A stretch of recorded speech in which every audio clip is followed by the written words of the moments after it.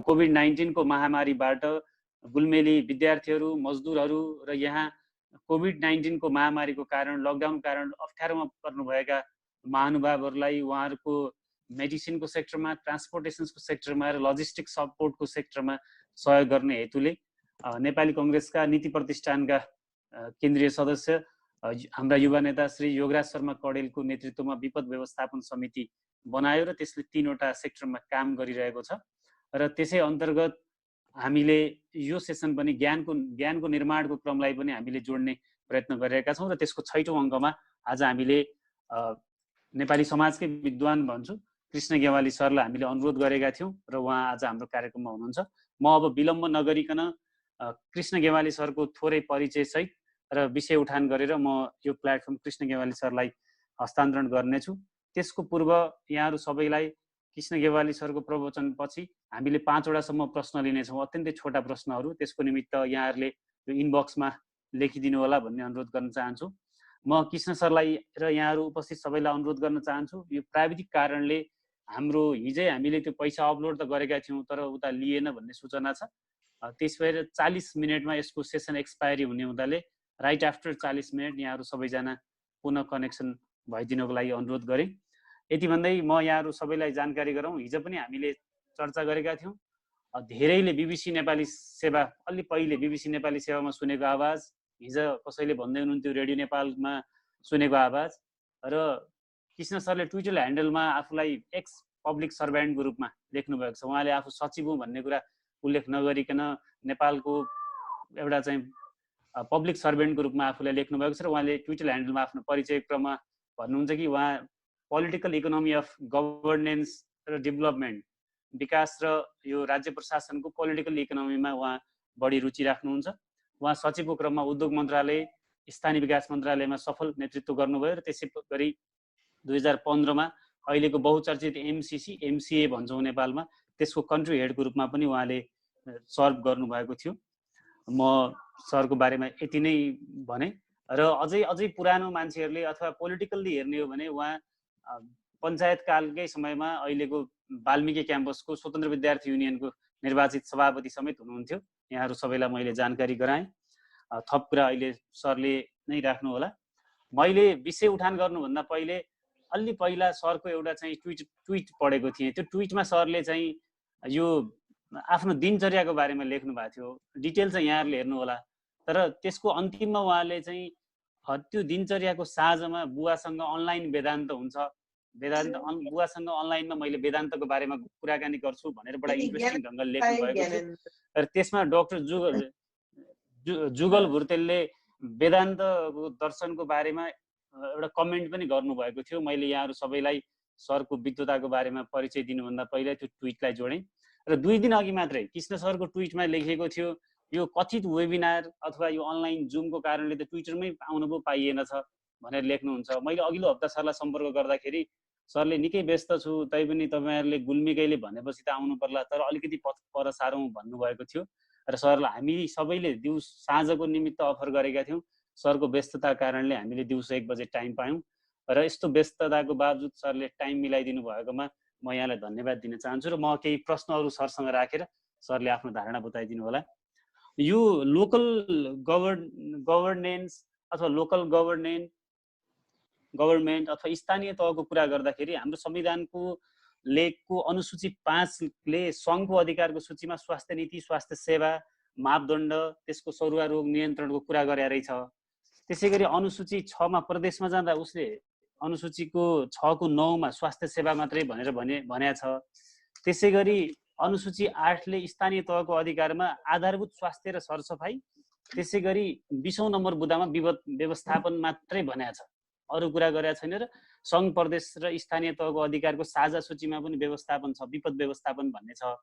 Sir चाहिँ स्थानीय मन्त्रालयमा पनि बसेको र अहिले स्थानीय तहहरूका मेयर, उपमेयर, कर्मचारीहरू असाध्यै सक्रिय भएको अवस्थामा सरको अनुभव कस्तो छ यसलाई एकचोटि बताइदिनु होला। दोस्रो कुरा, हामीले आज स्थानीय सरकारकै विषयमा र विकासको बारेमा कुरा गर्दा मान्छे चाहिँ अन्ततः मान्छे बाँच्ने भनेको चाहिँ स्मल युनिटमा, अत्यन्तै साना इकाइमा मान्छेहरू बाँचिरहेका छन् र ती साना इकाइको सबैभन्दा बढी अब त्यसमा प्रशासन चलाउने, राज्य संयन्त्रहरू चलाउने भनेको स्थानीय तहहरूले नै हो। उनीहरूको अवस्था कस्तो देख्नु भएको छ। अहिलेका चलेका विद्वान युवल नोआ हरारीले संसार चाहिँ सेम पोलिटिकल स्ट्रक्चरमा छ, त्यो भनेको नेसन स्टेटको स्ट्रक्चरमा हो, त्यही भए भन्ने कुरा गरेका छन् र हामी सबै त्यही एउटै स्ट्रक्चरमा हुँदाखेरि यसलाई कसरी बुझ्ने हो त्यो पनि सरले बताइदिनु होला। र म स्थानीय तहमै फर्किँदाखेरि के स्थानीय सरकारहरूले पिपुलको पब्लिक कन्फिडेन्स गेन गरेका छन् कि छैनन्, सरको अनुभवमा कस्तो छ? र जुन भय सिर्जना भइरहेको छ समाजमा, स्थानीय सरकारहरूले भयलाई न्यूनीकरण गर्न, फियर लेसनिङ गर्नको निमित्त कतिको काम गरेका छन्, यसको बारेमा पनि बताइदिनु होला। त्यसपछि सबैभन्दा बढी चलेको अहिलेको कन्ट्याक्ट ट्रेसिङ भन्ने जुन एउटा टुलको बारेमा पब्लिक हेल्थ वर्करहरूले कुरा गरिराख्नु भएको छ, यो चाहिँ स्मल युनिट भएको कारणले लोकल गभर्मेन्टहरूले नै पब्लिक ट्रेसिङको कन्ट्याक्ट ट्रेसिङको काम गर्न सक्थे, तर पनि ट्रेसिङमा समस्या किन आइराखेको छ, सरले कसरी हेर्नु भएको छ? र मैले ट्विटरकै प्रसङ्ग फेरि ल्याएँ। ट्विटरमा केही मात्रै महानुभावहरू हुनुहुन्छ कि जसले शब्दको बारेमा कुरा सोध्नु पर्यो भने केदार शर्मा, कृष्ण गेवाली सरहरूलाई सोधिरहेको, ट्याग गरिरहेको पाउँछु मैले। सरलाई म सोध्न चाहन्छु, आज पनि मैले कमनवेल्थको लोकल गभर्मेन्ट सम्बन्धी डकुमेन्ट हेर्दा उनीहरूले सोसल डिस्टेन्सिङ नै भनेका छन् र नेपालमा अहिले केही मान्छेहरूले फिजिकल डिस्टेन्सिङ भन्छन्। के भन्ने यसलाई? यसको शब्द र भाषाको हिसाबमा लोकल फिजिकल डिस्टेन्सिङ हो या पश्चिमाहरूले भने जस्तो सोसल डिस्टेन्सिङ नै हो? सरले पनि यसलाई भनिदिनु होला। र मेरो करिब करिब अन्तिममा प्रश्न छ, लोकल गभर्मेन्टमा पार्टिसिपेसन्सको कुरा, प्र्याक्टिकल सोल्युसन्सको कुरा बढी हुनुपर्ने हो, तर पार्टिसिपेसनभन्दा विरोध बढी, प्र्याक्टिकल सोल्युसनभन्दा नीतिगतै चर्चा बढी भइरहेको अवस्था छ। र हिजो कि अस्ति एकजना पछिल्लो समयमा अत्यन्तै एक्टिभ हुनुभएको डाक्टर उत्तम बाबु श्रेष्ठले पनि लेख्नु भएको थियो, मैले कोट गर्न चाहन्छु, यो चुनाव जितेका प्रतिनिधि र लोकसेवा पास गरेका अधिकृत सुब्बाहरूको लेभलले मात्रै यस्तो महामारीलाई सम्बोधन गर्ने हिसाबको ल्याकत वा सक्षमता राख्छ कि राख्दैन भन्ने प्रश्न पनि छ। सर आफै लोकसेवाबाट यो लेभलसम्म पुग्नु भएको छ, मैले त्यो फरक एङ्गलले मात्रै सरलाई सोध्न खोजेको। र जाँदा जाँदै ओपन गभर्मेन्ट अप्रोचको पनि कुरा भइरहेको छ सर, हुन त सरले बुझ्नुहुन्छ यो कुरा। यो ओपन गभर्मेन्ट अप्रोचमा नेपालको सरकारले काम गर्न नसकेर के नागरिक समाजहरू अथवा हामी जस्तो संस्थाहरूले ओपन गभर्मेन्ट अप्रोचमा जानुपर्ने अवस्था पनि हो कि होइन भन्ने सोध्छु। र मलाई विष्णु बन्थी दाईले जाँदा जाँदै सरलाई चाहिँ पूर्वीय दर्शनले यो यस्तो बेलामा जुन मान्छेहरू अप्ठ्यारो ढङ्गले बसिरहेका छन् तिनीहरूलाई के कुराले गाइड प्रेरित गर्छ कि मान्छेहरूलाई असाध्यै राम्रो ढङ्गले स्वविवेकी भएर आफ्नो समय व्यतीत गर्न केले सिकाउँछ, त्यसमा कस्तो ज्ञानको कुरा छ पनि सोध्नुपर्छ भनेर भन्नुभएको थियो। यो कुरा सोध्न चाहन्छु। र सबैभन्दा महत्त्वपूर्ण मैले छुटाएको रहेछु, लोकल गभर्मेन्टहरूले संसारको पाठ हेर्दाखेरि स्थानीय सरकारहरूले किसान र फुड बिजनेससँग चाहिँ अहिले असाध्यै धेरै काम गरेर सम्भावित फेमिनाइनलाई, भोकमरीलाई टार्नको निमित्त काम गरिएको देखिएको छ। यसमा सरको अब्जर्भेसन के छ? यति भन्दै मैले यो प्रश्नहरू सरसँग राखेँ, मैले नियम पनि बताएँ। र यसैबीच कार्यक्रममा सम्पर्क समितिका सभापति ज्ञानबहादुर कार्की सर, उपप्राध्यापक ज्ञाननिष्ठ गेवाली लगायत थुप्रै सरहरू आइपुग्नु भएको छ। म नाम छुटेको छ, म माफी चाहन्छु। यहाँ सबैलाई स्वागत गर्दै कृष्ण सरलाई कुराकानीको निमित्त आफ्नो धारणा राखिदिनलाई अनुरोध गर्छु। धन्यवाद। धेरै धेरै धन्यवाद अमृतजी। सर्वप्रथम त यो कार्यक्रम यो रूपमा यसरी आयोजना गरेर मलाई समेत निमन्त्रणा दिनुभएकोमा म आयोजक साथीहरू, मेरा वरिष्ठ मित्रहरू र अनुजहरू सबैलाई धन्यवाद दिन चाहन्छु, हार्दिक आभार व्यक्त गर्न चाहन्छु। योभन्दा अगाडिका केही एपिसोड्सहरू मैले हेर्ने प्रयास चाहिँ गरेका थिएँ, तर पुरै समय दिएर हेर्न चाहिँ पाइनँ। खास गरी हाम्रो हरि शर्माजीको थोरै हेर्न खोजेको थिएँ मैले। उहाँ मेरो मित्र हुनुहुन्छ, म लगायत अरू धेरैको मित्र हुनुहुन्छ होला, अध्ययनशील व्यक्तित्व हुनुहुन्छ। त्यस्तै शेरबहादुरजीको पनि सायद हामीले प्रसारण गरेका थियौँ, चर्चित र विवादमा आएका होइन ल्याइएका वरिष्ठ सरुवारोग विशेषज्ञ, उहाँको पनि थोरै मैले हेरेका थिएँ। यो पहल जुन गरेको छ गुल्मी काठमाडौँ नेपाली कङ्ग्रेस सम्पर्क समितिले, त्यसको लागि म हार्दिक आभारी छु। यहाँ धेरै व्यक्तित्वहरू हुनुहुन्छ, सबैको नाम लिएर व्यक्तिगत रूपमा एक्नोलेज गर्न चाहिँ अलिक गाह्रो होला। म समष्टिमा चाहिँ थ्याङ्कफुलनेस आफ्नो प्रकट गरेँ। अब मेरो बारेमा र सँगसँगै आज मैले के कुरा राख्नुपर्छ भन्ने बारेमा अमृतजीले धेरै कुराहरू भनिसक्नु भएको छ। थाहा छैन अब कतिको म न्याय गर्न सक्छु। वास्तवमा अहिले अमृतजीले मेरो ट्विट रेफर गरेर भन्दै हुनुहुन्थ्यो, यो लकडाउनको एउटा इफेक्ट भने चाहिँ अब घरमा छ, अब फुर्सदै छ भन्ने एसम्सनमा, त्यो पूर्वानुमानमा धेरैले विभिन्न कारणबाट चाहिँ सम्पर्क गर्ने, आफूले पनि गरिने र अरूहरूले चाहिँ गर्ने र इङ्गेज गराउने त्यो क्रम चाहिँ निकै बढेको छ। त्यसको दुईटै पक्ष छ, हरेक कुराको दुईटै पक्ष हुन्छ, त्यसको प्लस पनि छ कन्स पनि छ। अलिकति यो समयलाई म बिहानमा चाहिँ आजभोलि अलि चाँडै उठ्ने प्रयास गरिरहेको छु। धेरै चाँडै त म उठ्न सक्दिनँ, मेरो दिनचर्या 6 बजे सुरु हुन्थ्यो लकडाउनभन्दा पहिले, अहिले 5 बजे सुरु हुन्छ। अनि रेडियो नेपाल सुन्दै गएपछि आजभोलि त्यो चाहिँ 6 नै बजिसकेको हुन्छ। 6 बजेदेखि 6:30 बजेको बिचमा हाम्रो नवराज लम्साजीले, उहाँ फेरि अर्को एकजना अत्यन्त प्रतिभाशाली महाकाव्य लेखिसक्नु भएको छ, कतिले चिन्नुहुन्छ होला, कार्यक्रम चाहिँ संयोजन गर्नुहुन्छ धेरै जसो। अनि यो पूर्वीय दर्शन, पूर्वीय संस्कृति, अध्यात्म र पूर्वीय मात्रै पनि होइन, खास गरी धर्म, दर्शन, अध्यात्म र अनि कोरोनाको प्रभावको बारेमा केन्द्रित भएर राम्रो छलफल चलाउनुहुन्छ। अनि त्यो म चाहिँ सुन्ने गर्छु र त्यहाँ चाहिँ यो व्यस्तताको व्यवस्थापन कसरी गर्ने र त्यो क्रममा चाहिँ धेरै जसोले चाहिँ यो साधना गर्ने, एक किसिमले घरमै बसेर गरिने जुन तपस्या हुन्छ, तपस्याको लाक्षणिक अर्थ चाहिँ के हो भने मनलाई एकाग्र गरेर, मनलाई संयमित गरेर, मनलाई शान्त गरेर चाहिँ कुनै निश्चित उद्देश्य प्राप्तिमा तल्लीन रहने। अब त्यो निश्चित उद्देश्य भनेको चाहिँ स्वार्थ केन्द्रित भयो भने त त्यो खासै महत्त्वपूर्ण भएन।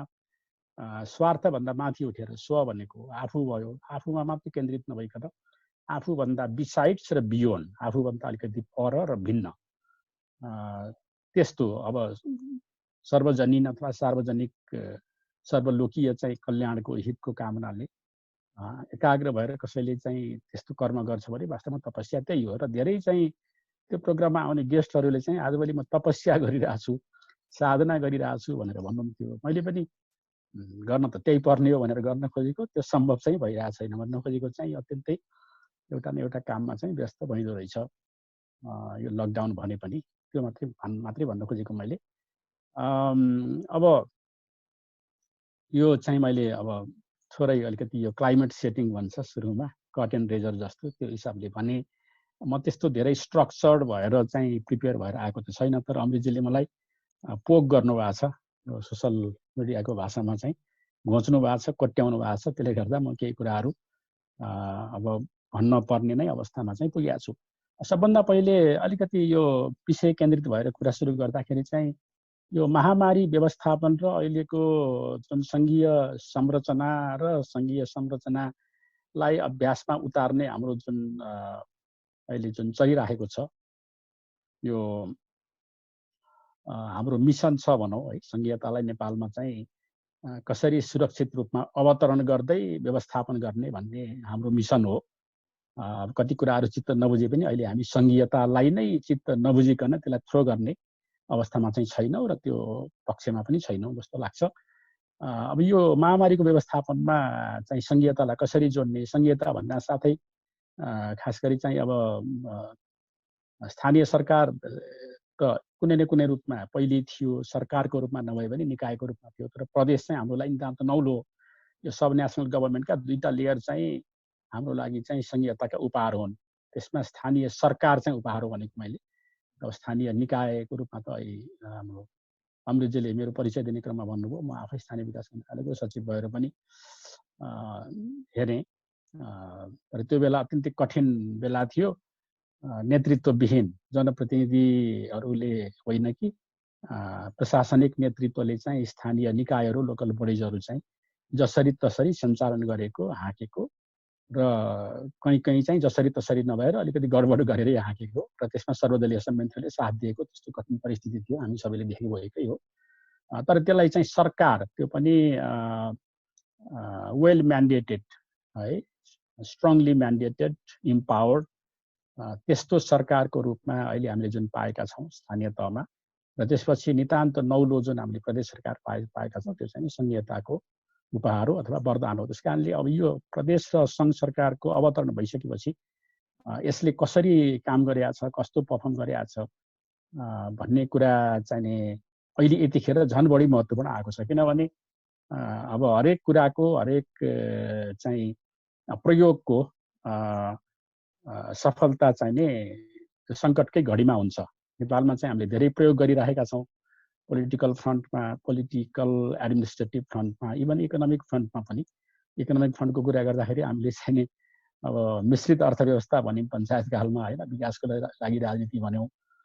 त्योभन्दा पहिले अब जम्मा चाहिँ 18 महिनाको शासनकालमा चाहिँ 15देखि 16 सालसम्म चाहिँ बिपी कोइरालाले प्रजातान्त्रिक समाजवाद भनेर निकै कामहरू गर्न खोज्नु भएको थियो।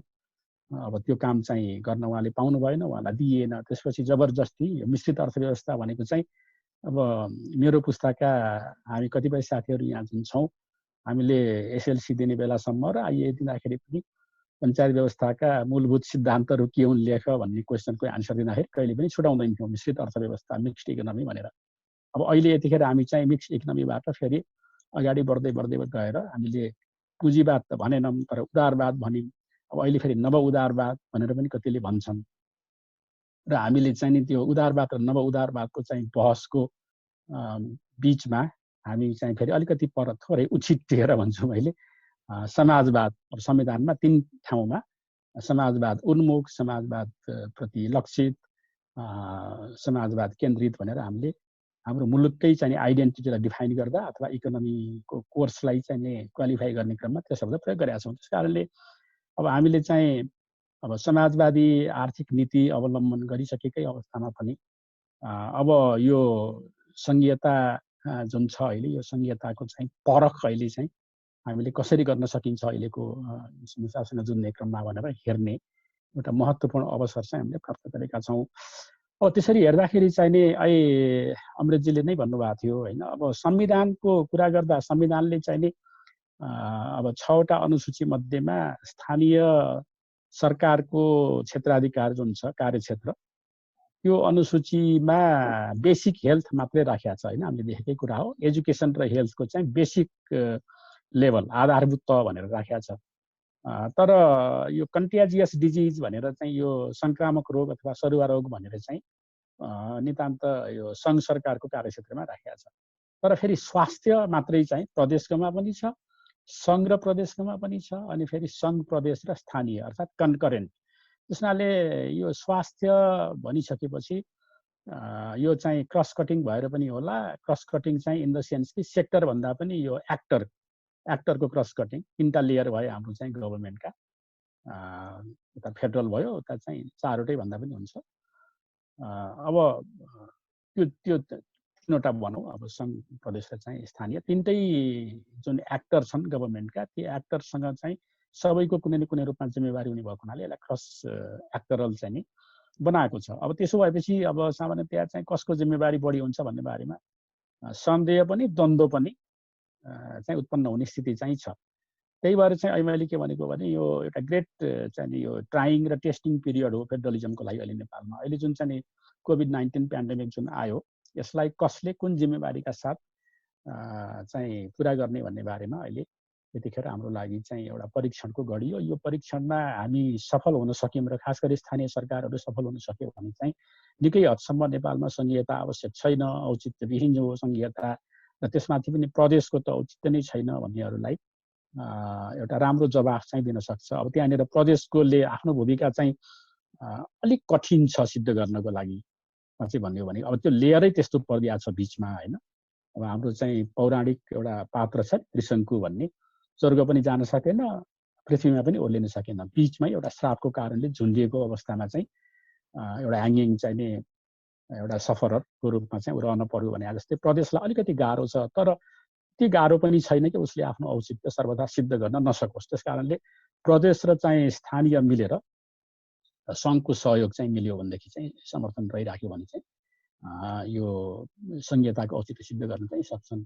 हुनाले एउटा राम्रो अवसर हो त्यो क्राइसिसलाई अपर्च्युनिटीको रूपमा लिने भन्ने सन्दर्भमा चाहिँ मैले यो एङ्गलबाट पनि हेरिरहेको छु। नेपालमा चाहिँ हामीले धेरै प्रयोग गरिसक्यौँ, अब फेरि अहिले तुरुन्तै यसलाई राम्रो एउटा भनौँ न शङ्काको लाभ भन्ने चलन पनि छ, बेनिफिट अफ डाउट नदिइकन यो संघीयता अभाव सिद्ध भयो भन्ने निष्कर्ष चाहिँ निकालिहाल्नु हुँदैन भन्ने चाहिँ मलाई लाग्छ। अब यति भनिसकेपछि अब यो किन अवसर हो त होइन, यो क्राइसिस चाहिँ अपर्च्युनिटी यो फेडरलिजमको कन्टेक्स्टमा किन हो र लोकल गभर्मेन्ट चाहिँ कसरी काम गरिरहेछन्, अझ कसरी गर्नुपर्ने भन्ने सन्दर्भमा म थोरै कुरा राख्छु। पहिलो कुरा चाहिँ के हुँदो रहेछ भने अब हाम्रो व्यावहारिक जीवनमा चाहे त्यो घरेलु जीवन होस् चाहे त्यो सार्वजनिक जीवन होस्, सबभन्दा ठुलो कुरा चाहिँ म्यान्डेट रहेछ होइन। म्यान्डेट भनेको चाहिँ त्यो उसले गर्नै पर्छ भनेर भनिएको छ कि छैन, र गर्नुपर्छ मात्रै भनिएको छ कि गर्नै पर्छ भनेर भनिएको छ। म्यान्डेटलाई हामीले चाहिँ कार्यादेश भनेर भन्छौँ होला होइन। हुन त अब political mandate, popular mandate, electoral mandate भन्यौँ भने मतादेश, जनादेश होइन, त्यसरी पनि बुझ्न सकिन्छ। अब त्यसको एउटा मोरल र एथिकल एस्पेक्ट हुन्छ भने अर्को चाहिँ लिगल र कन्स्टिट्युसनल एस्पेक्ट हुन्छ। लिगल र कन्स्टिट्युसनल चाहिँ त्यसको एस्पेक्ट अथवा त्यसको डाइमेन्सन चाहिँ अलिक अब्लिगेटोरी टाइपको हुन्छ। कानुन र चाहिँ संविधानले गर्नै पर्छ भनिसकेपछि उम्किन पाइँदैन। लिगल र एथिकल चाहिँ नि आफूले सोच्ने कुरा हो। जस्तो भनौँ जनताले चाहिँ तपाईँले सरकारमा गएर यो गर्नुपर्छ है, केही सोचेर हामीले तपाईँलाई मत दिएर पठाएछौँ भनेर भन्यो भने उसले त्यो मतादेश धेरै मत प्राप्त गर्छ। हुन त अब चुनाव कसरी लडिन्छ कसरी जितिन्छ भन्ने अब अर्कै शास्त्र छ, त्यसको अर्कै भाष्य निर्माण गरिराखेका छौँ हामीले होइन। त्यो अत्यन्तै वास्तवमा चाहिँ अब अस्वस्थ हो, वाञ्छित हो। तर सामान्यतया डेमोक्रेसीमा अब जनतालाई चाहिँ मन पराउन लगाएर होइन, जनताले आफूलाई मन पराउने स्थिति बनाएर उनीहरूको समर्थन जितेर चाहिँ जब जनताको जनादेश र अनि त्यसलाई जनादेशलाई प्रतिबिम्बित गर्ने भनेको भोटले हो। भोट बढी पाइसकेपछि मतादेश हुन्छ, इलेक्टोरल म्यान्डेट हुन्छ, पपुलर म्यान्डेट हुन्छ। त्यसको आधारमा चाहिँ अब एउटा मोरल र एथिकल अब्लिगेसन क्रिएट हुन्छ, त्यो पनि उत्तिकै सशक्त हुन्छ जति लिगल र कन्स्टिट्युसनल हो। अब कानुन र संविधानमा लेखिएको कुरा कहिलेकाहीँ त तोडमरोड गरेर अपव्याख्या गरेर होइन, आफ्नो अनुकूलको व्याख्या चाहिँ कम्पिटेन्ट अथोरिटी अथवा सुप्रिम कोर्ट अथवा अरू कुनै इन्स्ट्रुमेन्टबाट गर्न लगाएर पनि मान्छेले दुरुपयोग गर्छन्। र जनताले साँच्ची नै मन पराएर चाहिँ नि उसलाई कार्यादेश दिएका छन् अथवा जनादेश दिएका छन् भने चाहिँ त्यसलाई उल्लङ्घन गर्न गाह्रो हुन्छ। र अलिकति यहाँ अब पूर्वीय दर्शनको कुरा पनि उठाउनु भएको थियो। सबभन्दा ठुलो साक्षी भनेको त आफै हो होइन। अब आफूले गरेको कर्मको सबभन्दा ठुलो द्रष्टा भनेको, त्यसको साक्षी भनेको त आफू नै हो। यो अरू कसैलाई सोध्नै पर्दैन। आफूले गरेका क्रियाकलापहरूको कर्महरूको बारेमा चाहिँ सबभन्दा पहिलो जानकारी, प्रामाणिक जानकारी, आधिकारिक जानकारी राख्ने भनेको चाहिँ आफू नै हो। अब त्यो आफू भनेको को भन्ने बारेमा अलिकति छलफल गरौँला अन्तिममा समय रह्यो भने चाहिँ। अलिकति दार्शनिक कुरा छ, तर बेसिकली अहिले हामीले जसलाई आफू भनेर मानेका छौँ एक किसिमको आइडेन्टिटी छ नि, हाम्रो पहिचान छ नि, समष्टि आइडेन्टिटी। शरीर मात्र पनि होइन, शरीरभन्दा अलिकति पर पुगेका छौँ हामी होइन। शरीरभन्दा पर चाहिँ नि अब प्रकरण छ। शरीर भनेको त बाहिर देखिने कुरा हो, मन, बुद्धि, अहङ्कार, त्योभन्दा पर आफू, साक्षी, आत्मा, पर गयो भने ब्रह्म जुन हुन्छ। अब यो आफू भनेको त आफ्नो रूप त त्यो हो। त्यसले जुन देखिराखेको हुन्छ, अब्जर्भ गरिराखेको हुन्छ, विटनेस गरिराखेको हुन्छ, त्यो त सबभन्दा पावरफुल हुन्छ होइन। त्यस कारणले चाहिँ एथिकल र मोरल रेस्पोन्सिबिलिटी असाध्यै महत्त्वपूर्ण हुन्छ। अब अहिले चाहिँ नि यो स्थानीय सरकारहरूको सन्दर्भमा कुरा गर्दाखेरि म चाहिँ अब फेडरलिजम भन्दाखेरि स्थानीय र प्रदेशमा बढी केन्द्रित भएको छ। स्थानीय भन्दा प्रदेश पनि आइ नै हाल्छ, तर हामी चाहिँ के हुन्छ भने स्थानीय सरकारलाई अलिकति डिस्टिङ्ग्विस हामीले कसरी गर्न सक्छौँ भन्दाखेरि चाहिँ नि यो दुईटा कारणले, एउटा एक्सेसिबिलिटी, अर्को एफोर्डेबिलिटी भन्छु मैले। एउटा पहुँच सुगम भएको कारणले र अर्को चाहिँ नि धान्न सकिने, थेग्न सकिने र आफूलाई पर्दाखेरि चाहिँ नि अब भनौँ न विभिन्न किसिमको चाहिँ त्यो लायबिलिटी अथवा बर्डेन जुन क्रिएट हुन्छ त्यो हिसाबले पनि त्यो त्यही धान्न सकिने र थेग्न सकिने किसिमले स्थानीय सरकार चाहिँ हाम्रो लागि नजिक हो।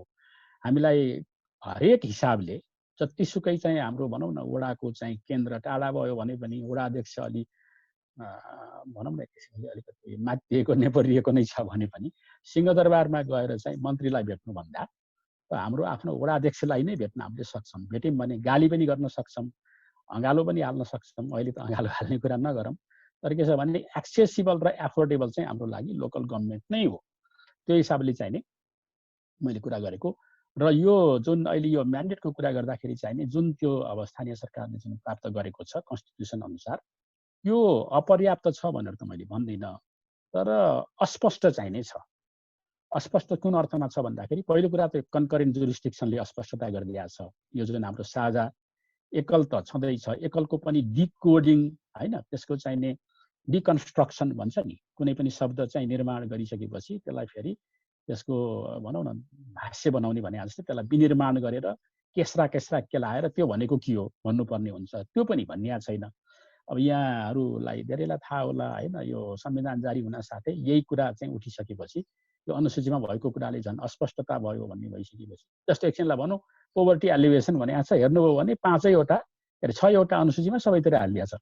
अब कोअपरेटिभ भन्नुभयो भने त्यो सबैतिर हालिदिएको छ, सहकारी भन्नुभयो भने हैन।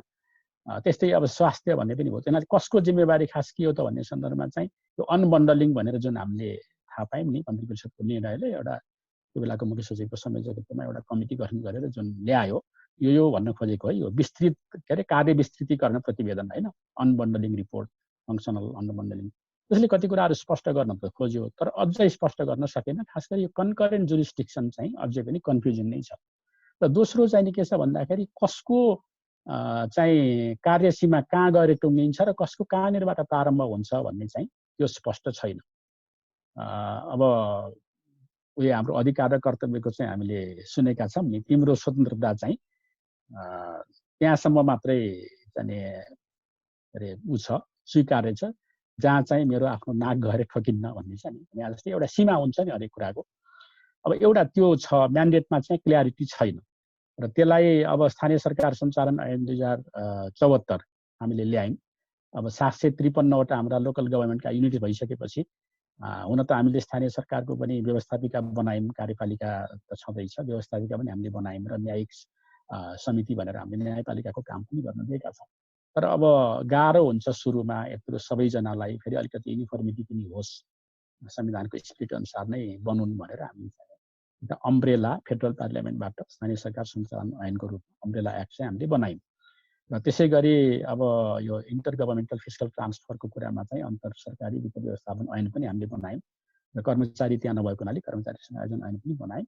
त्यसपछि चाहिँ अब हामीले भन्यौँ कि ल अब तिमीहरूले आफै चाहिँ गर, तिमीहरूको आफ्नो स्थानीय व्यवस्थापिका छ, त्यहीँबाट चाहिँ चाहिँदो कानुन तिमीहरूले बनाऊ भनेर भन्यौँ। प्रदेशको सन्दर्भमा त हामीले त्यहाँबाट केही पनि गरेनौँ। प्रदेश अब रिलेटिभली अब मोर इम्पावर्ड कन्स्टिट्युसनल्ली भन्दा पनि अलिकति भनौँ न उनीहरूलाई काम गर्न सजिलो, given the size as well हैन। स्थानीय सरकार त धेरै भए, त्यसपछि अब स्वाभाविक रूपमा अब त्यो ग्राउन्ड रियालिटी हाम्रो के हो भने ग्रास रुट्समा चाहिँ अब गाह्रो छ हैन, नलेजको डेफिसिट छ, रिसोर्सको डेफिसिट छ, क्यापासिटीको डेफिसिट छ। त्यस कारणले र अर्को एउटा चाहिँ स्थानीय सरकार र यो प्रदेश सरकारको बिचमा चाहिँ कानुन बनाउने सन्दर्भमा एउटा भिन्नता के छ भने हामी सबैले याद गरेको कुरा, प्रदेश र सङ्घमा चाहिँ हाम्रो करिब प्रोटोटाइप छ हैन। यहाँ पनि हाम्रो पार्लियामेन्ट छ, अब स्पिकर बस्छ, अपोजिसनको बेन्च छ, प्रदेशमा पनि त्यही नै छ, प्रदेश सभा छ र विपक्षी दलको चाहिँ वैधानिक अस्तित्वलाई प्रदेश सभाले संसदले स्वीकार गरेको छ। तर स्थानीय सरकारमा त त्यो छैन। हामीले देखेका छौँ चुनाव लड्ने बेलामा चाहिँ अब विभिन्न पार्टीहरूले मत मागेर चाहिँ चुनाव लडेर पार्टीले जितिसकेपछि उसको अस्तित्व त नामेट हुँदैन डेफिनेटली हैन। ऊ जुन पार्टीबाट चुनिएर आएको स्थानीय व्यवस्थापिकामा त्यही हिसाबले नै बस्छ। तर त्यो यहाँ प्रदेश र सङ्घमा जस्तो चाहिँ त्यो अफिसियल अपोजिसनको बेन्च छैन, किनभने डेभलपमेन्टको काम गर्ने भएको हुनाले त्यहाँ चाहिँ त्यो नगरौँ, बेकार किन द्वन्द्व उत्पन्न गर्ने भनेर हामीले चाहिँ राखेनौँ। त्यस कारणले अलिकति त्यो फरक छ। त्यो हिसाबले पनि त्यहाँ कानुन बनाउन गाह्रो हुन्छ भनेर हामीले यहाँबाट बनाइदिएको हो। तर प्रदेशको सन्दर्भमा हामीले त्यस्तो केही गरेनौँ। तिनीहरूलाई नै ल तिमीहरू बनाऊ त भनेर छोडिदिउँ। अहिले बनाइ पनि रहेछ। मैले अस्ति प्रदेश 5को यसो हेरेको थिएँ, मोर देन 120-130 चाहिँ कानुनहरू उसले बनाइसकेको छ, अरूको पनि होला। तर प्रदेश 5 चाहिँ it has become more active हैन, हाम्रो प्रदेश पनि हो। त्यसनाले उनीहरूले आफै गरिरहेछन्। अब यो हिसाबले भन्दाखेरि यो म्यान्डेटको कुरामा चाहिँ जति स्पष्टता मैले के भन्न खोज्दै थिएँ भने यो क्राइसिसलाई अपर्च्युनिटीमा ट्रान्सफर्म गर्नको लागि लोकल गभर्मेन्टलाई म्यान्डेट जति स्पष्ट हुनु पर्थ्यो र जति चाहिने तपाईँको स्पष्ट भनेको के हो भने दुविधा मुक्त भनेको हैन, लेस एम्बिग्युअस है, र सबैले बुझ्न सक्ने हुनु पर्थ्यो। त्यो अझै हुन सकेको छैन। त्यो बनाउनु चाहिँ जरुरी छ भन्ने एउटा कुरा मैले राख्न चाहेँ। त्यो कसरी बनाउन सकिन्छ भन्ने चाहिँ मलाई लाग्छ फेडरल पार्लियामेन्टले नै अर्को एउटा कानुन ल्याइदिए हुन्छ, खास गरी कन्करेन्ट जुरिस्डिक्सनलाई क्ल्यारिफाई गर्ने सन्दर्भमा। र अरू पनि हरेक चाहिँ गभर्मेन्टको लेयरको चाहिँ जुन त्यो जुरिस्डिक्सन छ संविधानको अनुसूचीमा त्यसलाई स्पष्ट पार्ने हिसाबले। अब दोस्रो कुरा चाहिँ रिसोर्सको कुरा गर्छु मैले। अब रिसोर्स चाहिँ हामीले अब एउटा धेरै जसोले भनेको सुनेको कुरा के छ भने स्थानीय सरकारहरूलाई हामीले अधिकार दियौँ तर उनीहरूले काम गर्न सक्ने स्थिति छैन, क्षमता छैन, अब बोक्न नसक्ने भारी बोकाइदिएका छौँ, टेक्न सकिरहेका छैनन् भनेर हामीले भनिरहेका छौँ। त्यसरी चाहिँ भन्न हुँदैन हामीले होइन। अब क्याटेगोरिकल्ली स्पेसिफिकल्ली यहाँ यो प्रकृतिको क्षमता छैन भनेर त्यसलाई औल्याउनु चाहिँ ठिक हो होइन, त्यसको समाधान पनि त्यही किसिमले खोज्न सकिन्छ। तर के छ भने यो जेनेरिकल्ली चाहिँ सबैलाई एउटै बास्केटमा हालेर एउटा स्विपिङ कमेन्ट गरेर स्थानीय सरकारप्रतिको भरोसा र आस्था नै डगमगिने गरी यो क्षमता छैन भनेर हामीले रट लगाउनुको चाहिँ मैले कुनै तुक देख्दिनँ। आखिर के भयो भने क्षमता हुने हो त होइन। अब म चाहिँ एउटा कामको एउटा रिसर्च प्रोजेक्टको सिलसिलामा धादिङको चाहिँ उत्तरी बेल्टमा पुगेका थिएँ 3-4 महिना अगाडि। त्यो गङ्गा जमुना भन्ने एउटा गाविस रहेछ। त्यहाँ जाँदाखेरि चाहिँ मैले देखेँ तामाङहरूको बस्ती छ होइन। अब त्यहाँ निर्वाचित जनप्रतिनिधि पनि सबै तामाङ नै हुनुहुँदो रहेछ, उहाँहरूको चाहिँ समुदायको बाहुल्य भएको नाताले। र म चाहिँ छक्क परेँ, क्षमता छैन भनेर यहाँ राजधानीमा हामी बसेर चाहिँ कुरा गर्छौँ, उहाँहरूको चाहिँ हो अब कार्यालय भवन जीर्ण होला होइन, अब बस्ने ठाउँ त्यति चाहिँ सुव्यवस्थित नहोला होइन, वेल चाहिँ फर्निस्ड अफिस नहोला, तर उहाँहरूसँग कुरा गर्दाखेरि they were very capable, very कुन अर्थमा भने in terms of understanding the mandate that has been given by the constitution and the LGOA होइन, लोकल गभर्मेन्ट अपरेसन एक्टले दिएको चाहिँ म्यान्डेटलाई बुझ्ने क्रममा र संघीयतालाई बुझ्ने क्रममा चाहिँ उहाँको ज्ञानको क्षमताबाट म भारी हुन्छु। त्यसैले क्षमतालाई हामीले कसरी हेर्ने हो होइन। अब नलेज सबभन्दा पहिलो ठुलो कुरा हो, नलेज सबभन्दा ठुलो रिसोर्स हो भन्छु मैले। र त्यसपछि मात्रै त्यो नलेजलाई क्यारी गर्ने ह्युमन रिसोर्सको कुरा, त्यो कम्पिटेन्ट हुनु पर्यो, मोटिभेटेड हुनु पर्यो, अनेस्ट हुनु पर्यो भन्ने कुरा, त्यसपछि मात्रै पैसाको कुरा आउँछ। पैसाले कसैलाई कहिले पुग्दैन। when it comes to background wise आइरहेछ है, बिस्तारै सबैले नोट गर्नु पर्ला। when it comes to empowering any institution होइन, इन टर्म्स अफ रिसोर्सको क्रममा इम्पावर गर्ने कुरा गर्दाखेरि चाहिँ म्यान्डेट पछि यो कपासिटीको चाहिँ जेनेरेसन र कपासिटीको रिटेन्सन र डेभलपमेन्टको लागि क्षमता भने चाहिँ जेनेरेट गर्नु पर्यो, रिटेन गर्नु पर्यो र त्यसलाई चाहिँ डेभलप गर्दै अझ अत्युत्तम ढङ्गबाट परिचालन गर्नु पर्यो।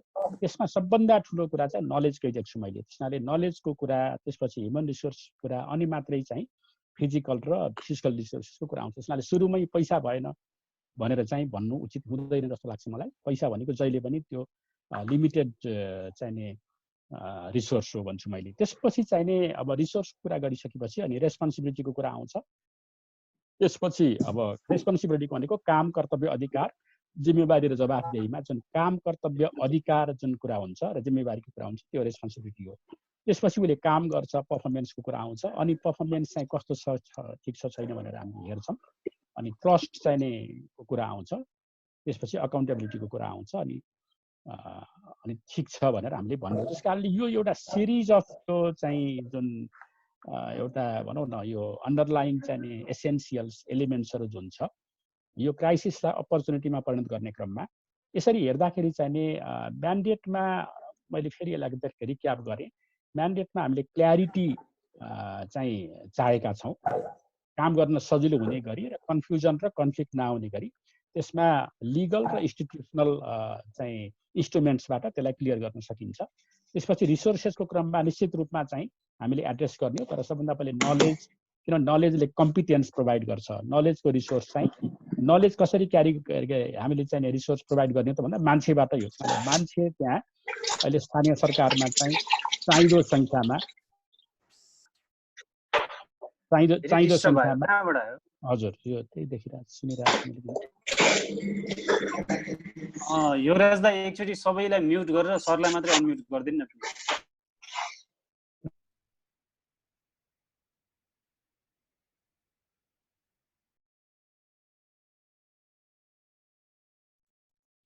सरको म्युट छ सर, हजुरको सर अनम्युट गर्नु पर्ला।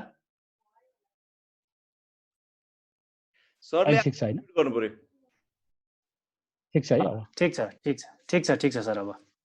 हजुर सर सुरुदेखि अनम्युट गरे। म गङ्गा जमुनादेखि अनम्युटै गरिरहेको छु क्या मैले। होइन सर, आइरहेछ। ए आइरहेको थियो। त्यस हुनाले यो म के मात्रै भन्न खोज्दै थिएँ भने स्थानीय सरकारहरूलाई चाहिँ क्षमताविहीन छ, यो खालि अधिकार दिएर मात्रै कहाँ हुन्छ भनेर हामीले कम नआकौँ। कुन कुन एलिमेन्टमा डेफिसिट छ त्यो एलिमेन्टलाई आइडेन्टिफाई गरेर त्यसलाई एड्रेस गर्ने काम गरौँ। त्यो भनेको चाहिँ रिसोर्सेसको कुरा गर्दाखेरि क्षमतावान बनाउने भनेको रिसोर्सबाट हो। रिसोर्समा सबभन्दा पहिले नलेज हुन्छ। नलेज हुन साथै नलेजमा अब नलेज र स्किल भइसकेपछि कम्पिटेन्स डेभलप हुन्छ। त्यसपछि बल्ल लजिस्टिकल, फिजिकल रिसोर्सको कुरा आउने हो। त्यो यथोचित रूपमा हामीले दिनुपर्ने हुन्छ भन्छु मैले। र त्यसपछि उनीहरूले बिस्तारै काम गर्न थाल्छन्। अब अहिले यो समग्र यो अहिले महामारी व्यवस्थापनको सन्दर्भमा चाहिँ वास्तवमा स्थानीय सरकारहरूले जति गरेका छन् हैन, यो उपलब्ध स्रोत साधन को सीमा हैन, यस परिप्रेक्ष्यमा चाहिँ जति गरेका छन् त्यसलाई गरेका छैनन् भनेर भन्न मिल्दैन। अब यो टिपिकल्ली अब 2-4 ठाउँको यसो हेर्दाखेरि अलिअलि बुटोलको मैले यसो अब्जर्भ गरेका थिएँ। बुटोल उपमहानगरपालिकाको अब्जर्भ गरेका थिएँ। अर्को एउटा जनकपुर उपमहानगरपालिका यतापट्टिको अब्जर्भ गरेका थिएँ। मेयर साहबसँग हामीले यसो कुरा पनि गरेका थियौँ, यस्तै स्काइपबाटै गरेका थियौँ त्यो बेलामा, जुमबाट होइन। र उहाँहरूले भन्नुहुन्थ्यो हामीले हाम्रो क्षमताको अत्यधिक उपयोग गरेका छौँ र कहिलेकाहीँ के भने क्यापासिटी जति छ त्यसलाई यति म्याक्सिमाइज हामीले गरेका छौँ कि हामीले अब योभन्दा बढी गर्न चाहिँ सक्ने स्थिति अहिले छैन भनेर उहाँले भन्नुभएको थियो। बिचरा खटिराख्नु भएको छ। खास गरी चाहिँ नि यो अब कोरोनाको म्यानेजमेन्टको क्रममा चाहिँ यो जुन ट्रेसिङको कुरा छ, यो चाहिँ कन्ट्याक्ट ट्रेसिङको कुरा छ होइन। यसमा किनभने हाम्रो कम्युनिटी यस्तो छ कि कम्युनिटीका हाम्रो दुईटै पक्ष छन्। अहिले हाम्रो अमृत भाइले पनि कुरा उठाउनु भएको थियो। एउटा पक्ष चाहिँ कोहेरेन्सको छ होइन, अनि अर्को पक्ष चाहिँ हाम्रो के छ भने अब बाहिर जस्तो त छैन, त्यस्तो आइसोलेसनमै बस्ने सेल्फिस नेचरकै त भन्न मिल्दैन, तर अलिकति सेल्फिसनेस चाहिँ हाम्रो कम्युनिटीमा छ। जस्तो अब उदाहरणको रूपमा चाहिँ नि अब कुनै स्थान विशेषमा अब कसैको घरमा सङ्क्रमण फेला पर्यो भने चाहिँ अहिले हामीले देखि नै रहेका छौँ। खास गरी त्यो सहरी संस्कृतिले भित्राएको चाहिँ विकृति हो, सहरी अपसंस्कृतिले भित्राएको, तर गाउँमा पनि त्यो बिस्तारै छिरिसकेको छ। अब डेरावालले चाहिँ नि त्यहाँ बस्न नपाउने, घरबेटीले चाहिँ नि अपमानजनक व्यवहार गर्ने, यो गर त्यो गर भन्ने, छोडेर जाऊ भनेर भन्ने, त्यसलाई चाहिँ नि स्टिग्मेटाइज भन्छ अङ्ग्रेजीमा, कलङ्कित गर्ने त्यो प्रवृत्ति चाहिँ अझै पनि छ। त्यस कारणले त्यो हुँदै पनि त्यो छ, तर चाहिँ नि यो बेसिकल्ली आधारभूत रूपमा हाम्रो कम्युनिटी चाहिँ नि इम्प्याथेटिक नै हो। इम्प्याथेटिक भनेको समानुभूतिशील होइन, सहानुभूति भन्दा पनि समानुभूति। उसलाई जसरी पर्यो मलाई पनि भोलि पर्न सक्छ भन्ने फिल नै गर्ने खालको कम्युनिटी हो र कोहेरेन्ट नै हो। तर त्यो चाहिँ सबभन्दा बढी त्यसलाई युटिलाइज गर्ने होइन, त्यो पनि एक किसिमको रिसोर्स हो, कल्चरल रिसोर्स हो। युटिलाइज गर्ने भनेको स्थानीय सरकारले नै हो, त्यो गरि पनि राखेको छ। त्यस कारणले स्थानीय सरकारले गरेको छैन भनेर मैले चाहिँ त्यसरी त्यति आलोचनात्मक भएर चाहिँ भन्दिनँ। तर जहाँ समस्या छ त्यहाँ चाहिँ जस्तो क्वारेन्टाइन म्यानेजमेन्ट र आइसोलेसन म्यानेजमेन्टमा हुँदा समस्या छ नि, त्यहाँ त नौलो कुरा पर्यो। अब म्यान्डेटकै कुरा गर्ने हो भने पनि वास्तवमा हेल्थ बेसिक हेल्थ मात्रै भनेको छ। अब यो रूपको चाहिँ बेसिक हेल्थ अहिलेसम्म हामीले गइरहेकै छैन। त्यस कारणले कन्ट्याजियस डिजिजको रेस्पोन्सिबिलिटी भन्नाले म्यान्डेट चाहिँ फेडरल गभर्मेन्टको भएको हुनाले त्यहाँ चाहिँ उसले जसरी सपोर्ट चाहिँ गर्नुपर्ने हुन्छ। अब हरेक चाहिँ पालिकाहरूमा यो क्राइसिस म्यानेजमेन्ट कमिटी बनाउने भनेर बनाउनु पनि लगाएको छौँ हामीले। त्यसलाई कसरी साधन स्रोत सम्पन्न गर्ने भन्ने कुरा र यो क्वारेन्टाइन म्यानेजमेन्ट र यो चाहिँ नि आइसोलेसन म्यानेजमेन्ट, आइसोलेसन चाहिँ हस्पिटलमा गर्ने कुरा हो र आउटसाइड अफ द हस्पिटल चाहिँ क्वारेन्टाइन कुरा हो। त्यो चाहिँ एउटा नौलो कुरा छ र यसमा साधन स्रोतको कुराहरू पनि छन्, जनशक्तिको कुराहरू पनि छन्। तर सपोर्ट चाहिँ जुन एलिमेन्टमा जहाँनिर चाहिँ समस्या परेको छ त्यहीँ गर्नुपर्छ भन्ने चाहिँ मेरो धारणा हो। र उनीहरूलाई यो मौका दिनुपर्छ र उनीहरूलाई चाहिँ नि सफल हुनको लागि हामीले हर तरहले चाहिँ साथ पनि दिनुपर्छ। आखिर हामी नै हौ गर्ने भनेको, त्यो मैले भन्न चाहेँ। र अब सोसल डिस्टेन्सिङ, फिजिकल डिस्टेन्सिङको कुरा त अब वास्तवमा चाहिँ भन्नुपर्ने यो मिसनोभर भनेर भन्छु मैले, भन्नुपर्ने चाहिँ फिजिकल डिस्टेन्सिङ हो अथवा त्यसलाई इन्डिभिजुअल डिस्टेन्सिङ भन्न पनि सकिन्छ। सोसल त हामीले अब डब्ल्युएचओले भन्यो भनेर हामी यहाँ सुरु गऱ्यौँ, त्यो भन्न नहुने नै कुरा हो। त्यो सामाजिक दूरी होइन, व्यक्तिगत दूरी, भौतिक दूरी हो। हामीले चाहिँ काम गर्ने भनेको समाज त झन् जोडिनुपर्छ। We should be even more connected होइन, we should be even much closer र चाहिँ कोहेरेन्ट कहिले भन्दा हुनुपर्छ भन्ने नै हो यसले दिन खोजेको सन्देश। अब यो कस्तो भने यो अब उत्तम बाबुले गरेको कमेन्टको कुरा, उत्तम बाबुजीलाई म चिन्छु।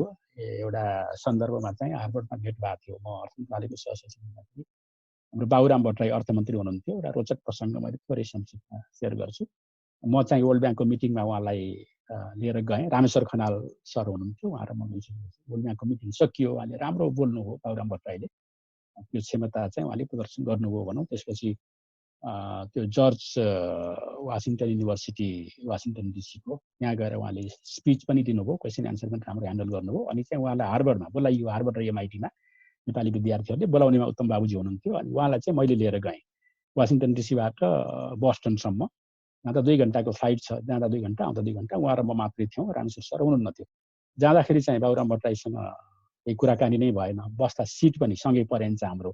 आउँदाखेरि चाहिँ यसरी त भएन, यत्रो मान्छे आइरहेछ, यो त अर्थमन्त्री भन्दा पनि अब नेपालको चाहिँ यत्रो ठुलो क्रान्ति गरेर र क्रान्तिको क्रममा, क्रान्तिको नाममा पनि र क्रान्तिको क्रममा पनि अनाहकमा मान्छे मारेर चाहिँ अब नेतृत्वको पदमा पुगेर अहिले अर्थमन्त्री भएको छ, यत्रो पढ्छ लेख्छ मान्छे, यसो त बोल्नुपर्छ भनेर अनि मैले बोर्डिङ पास लिने बेलामा सँगै चाहिँ सिट राखेर आउँदाखेरि सँगै कुराकानी गर्दै पनि आइयो। र त्यो हार्वर्डमा आउँदाखेरि चाहिँ उहाँले एमआइटी र हार्वर्डको एउटा जोइन्ट मिटिङ थियो, राम्रै सम्बोधन गर्नुभएको थियो। र उहाँले के भन्नुभएको थियो भने तपाईँ नेपाल आउनुहोस्, पहिले जस्तो छैन, हामी तपाईँलाई अवसर दिन्छौँ नेपाली विद्यार्थीहरूलाई सम्बोधन गरेर भन्ने कुरा हो। र त्यहाँ अलिकति रोस्टर बनाउने र उनीहरूलाई सङ्गठित गरेर नेपाल ल्याउने भन्ने कुराहरू भएको थियो।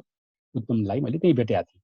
बाबुरामजीको कुरा पछि फेरि कुनै सन्दर्भमा गरौँला। फर्किँदाखेरि संक्षेपमा मैले के भने त्यो 2 घन्टा उहाँ र मेरो बिचमा आउँदाखेरि चाहिँ बोस्टनबाट वासिङटन डिसी आउँदाखेरि जति कुराकानी भयो त्यसबाट म इम्प्रेस्ड चाहिँ भएकै हो। तर सँगसँगै चाहिँ के भने उहाँका केही इनहेरेन्ट चाहिँ विकनेसेसहरूको बारेमा मलाई बढी जानकारी पनि त्यही बेला भएको हो। I got more familiar with his weaknesses and I was also impressed with his strengths. अहिले त्यति मात्रै भनौँ, त्यो कुनै अर्को प्रसङ्गमा कुरा गरौँला। अब यतापट्टि उत्तमजीको जुन कुरा छ, अब यो कस्तो छ भने हामीले पब्लिक सर्भिसलाई र पब्लिक सर्भेन्ट्सहरूलाई चाहिँ नि अन्डरमाइन गर्नु हुँदैन, उनीहरूलाई डिमिन गर्ने कुरा हुँदैन। यो चाहिँ राजनीतिक यो नेताहरू यो चाहिँ अब सामान्य रूपमा भ्रष्ट असक्षम भनेर जुन हामीले भन्ने गरेका छौँ, यिनीहरू कर्मचारी मात्रै भएर यो कहाँ हुन्छ भनेर त्यसरी भन्नु चाहिँ हुँदैन। अहिले मैले भने when it comes to actually dealing with something with a legal mandate, that is public servant. र पब्लिक सर्भेन्टमा अहिलेको डेफिनेसनले के भन्छ भने सिभिल सर्भेन्ट भनेको कर्मचारी मात्रै हो, हामी चाहिँ नियामती कर्मचारी भन्छौँ। तर पब्लिक सर्भेन्टमा चाहिँ पोलिटिसियन पनि हो, पोलिटिकल एक्टर्सहरू, त्यसमाथि पोलिटिकल एक्जिक्युटिभ भन्छु मैले। पोलिटिकल एक्टर 2 किसिमको हुन्छ। अब निर्वाचित भएर सरकारमा आयो भने त्यो पोलिटिकल एक्जिक्युटिभ हुन्छ, राजनीतिक कार्यकारी हुन्छ, उसको जिम्मेवारी र जवाफदेही जस्तो कर्मचारीको त्यस्तै हुन्छ। हो, कानुनमा चाहिँ फरक होला तर व्यवहारमा चाहिँ त्यही नै हो। त्यस हुनाले यो पब्लिक सर्भेन्ट्सहरूलाई इको आए जस्तो लाग्यो है मलाई, गएर हो सुन्या छ है। पब्लिक सर्भेन्ट्सहरूलाई चाहिँ नि सक्छन् र यिनीहरूले भनेर चाहिँ डिमिन गर्न चाहिँ हुँदैन। यो म चाहिँ त्यो ब्याकग्राउन्डबाट आएको भनेर भन्नु पनि आएन कि अब त्यही हो। अब समस्या एकतिर छ भन्दैमा सबैतिर छ भनेर त्यसलाई स्विपिङ कमेन्ट गरेर जेनरलाइज गर्न पाइएन र साथ चाहिँ नै पिपुलले दिने हो। त्यसैले पब्लिक गुड, पब्लिक क्राइसिस होइन, पब्लिक सर्भिसेससँग पब्लिक सर्भेन्ट्सको चाहिँ नि आधिकारिक जिम्मेवारी र जवाफदेही हुन्छ। तर त्यसलाई सफल बनाउनको लागि चाहिँ नि पब्लिक एज अ होल जनताकै चाहिँ नि सहभागिता चाहिन्छ भन्ने कुरा हो। अब अहिले जहाँ कमी कमजोरी भएका छन्, त्रुटि भएका छन् इन टर्म्स अफ म्यानेजिङ होइन, त्यो चाहिँ हामीले त्यसलाई एड्रेस त्यसै गरी गर्नुपर्छ। तर इन्टेन्सनमा कहीँ कतै खराबी छ भने त्यसलाई त्यही किसिमले ह्यान्डल गर्नुपर्ने हुन्छ। यो इन्टेन्सन र इन्टेन्सनमै भएको चाहिँ नि कमी कमजोरी अर्थात् नियत नै गलत राखेको कुरा र नियत चाहिँ सही राख्दै पनि अब साधन स्रोतको कमीको कारणले अथवा चाहिँ व्यवस्थापन असक्षमता र अकुशलताको कारणले काम गर्न सकेका छैन भने त्यसलाई सँगै राखेर यो खतम छ भनेर भन्ने निष्कर्ष निकाल्नु हुँदैन। कहाँनिर के कमजोरी हो त्यो हामीले अन्दाउनुपर्छ जस्तो लाग्छ मलाई। मैले अब यति मात्रै भने अब अहिले अब कन्सेप्चुअल्ली अब ओपन गभर्नेन्सको कुरा होइन त्यो आएको छ। ओपन गभर्नेन्स अब त्यो हिसाबले चाहिँ नि अब शासन चाहिँ प्रबन्धमा, शासन व्यवस्थापनमा चाहिँ अब अहिले खालि चाहिँ नि कर्मचारी र राजनीतिक कार्यकारी मात्रै भएर गर्ने होइन, जनताको पनि सहभागिता चाहिन्छ भन्ने कुरा त्यो सैद्धान्तिक हिसाबले त्यो ठिक छ। तर त्यो भए पनि आखिर हामीले रुल अफ ल त मान्छौँ होइन। अब हामीले चाहिँ गुड गभर्नेन्सको एउटा फन्डामेन्टल फिचरको रूपमा हामीले विधिको शासन मानिसकेपछि यो लले सबैको आफ्नो आफ्नो एउटा सीमा तोकिदिएको छ। पोलिटिसियनको एउटा छ भने पोलिटिकल एक्जिक्युटिभको एउटा छ, ब्युरोक्राट्सहरूको एउटा छ र people as a citizen, service beneficiary, service recipient होइन, क्लाइन्ट जुन भन्छौँ हामीले सेवाग्राही भन्छौँ, तिनीहरूको पनि आफ्नै छ, त्यो अनुसार गर्ने हो। तर अब के छ भन्दाखेरि पब्लिकहरूको चाहिँ एक्सपेक्टेसन हुन्छ, एस्पिरेसन हुन्छ, निड उनीहरूको हुन्छ, डिमान्ड उनीहरूकोबाट आउँछ र उनीहरूले चाहिँ नि रिसिभिङ एन्डमा बसेको हुनाले, सेवा प्राप्त गर्ने बिन्दुमा बसेको हुनाले त्यो सेवाको चाहिँ नि क्वालिटीको बारेमा, सेवाको चाहिँ नि स्ट्यान्डर्डको बारेमा उनीहरूले निरन्तर क्वेसन गरिरहेका हुन्छन्। तर सेवा प्रदान गर्ने भनेको चाहिँ डेफिनेटली सर्भिस प्रोभाइडर भनेको चाहिँ पोलिटिकली एजुकेटिभ र पब्लिक सर्भेन्ट्स अथवा सिभिल सर्भेन्ट्स नै हो। त्यसनाले सबैको आफ्नो आफ्नो भूमिका र जिम्मेवारीलाई मनन गर्दै विधिको शासनलाई हेर्दाखेरि हामीले ओपन गभर्मेन्टलाई एकदम अराजक ढङ्गबाट खुला रूपमा नियन्त्रण गर्न नसकिने त्यो हिसाबले पनि हेर्नु हुँदैन जस्तो लाग्छ मलाई। अब मैले अन्तिममा ऱ्यापअप गर्नु पर्दाखेरि अब यतिका कुराहरू गरेँ होइन। अब हामी अब अहिले कस्तो कठिन अवस्थामा छौँ होइन। अब हाम्रो यात्रा अब कसरी अगाडि बढ्ला, हाम्रो डेस्टिनेसन के हो भन्ने बारेमा चाहिँ अब एउटै कुरा के छ भने अब व्यावहारिक हिसाबले हेर्दाखेरि अब अहिले मैले जुन कुराहरू गरेँ, हामीसँग अब इलेक्टेड गभर्मेन्ट छ, हामीसँग कन्स्टिट्युसन छ, हामीसँग यत्रो मसिनरी छ, स्टेट मसिनरी छ। यसलाई कहाँनिर कमी कमजोरी छ के छ त्यो हेरेर निष्पक्ष र निर्भीक रूपमा यसको समालोचना गर्दै सघाउने चाहिँ दायित्व हाम्रो एकातिर हो नागरिकहरूको भने। त्यो भनेको चाहिँ जस्तो भनौँ न कम्प्लायन्सको कुरा गरेँ मैले। जस्तो अब राज्यले चाहिँ कुनै नियम चाहिँ बनाइसकेपछि लकडाउनसँगै सम्बन्धित होस् अथवा मोबिलिटीसँग सम्बन्धित होस् होइन, त्यसलाई अब्जर्भ गर्ने भनेको चाहिँ कम्प्लायन्स हो। अब एउटा कम्प्लायन्सको पक्ष छ भने अर्को स्टेटले त्यसलाई कसरी इन्फोर्स गरेको छ होइन। इन्फोर्समेन्टमा स्टेट कति इम्पार्सियल छ, कति चाहिँ तपाईँको विवेकी छ, कन्साइन्सियस छ। अब के हुन्छ भने समान रूपमा त्यो नियम चाहिँ सबैलाई एउटै हिसाबले लागू चाहिँ नि गर्नु हुँदैन होइन। त्यो इक्विटेबल हुनु पर्यो। इन्फोर्समेन्ट चाहिँ नि समन्यायिक हुनु पर्यो। समान चाहिँ नि हुँदैन इन्फोर्समेन्ट।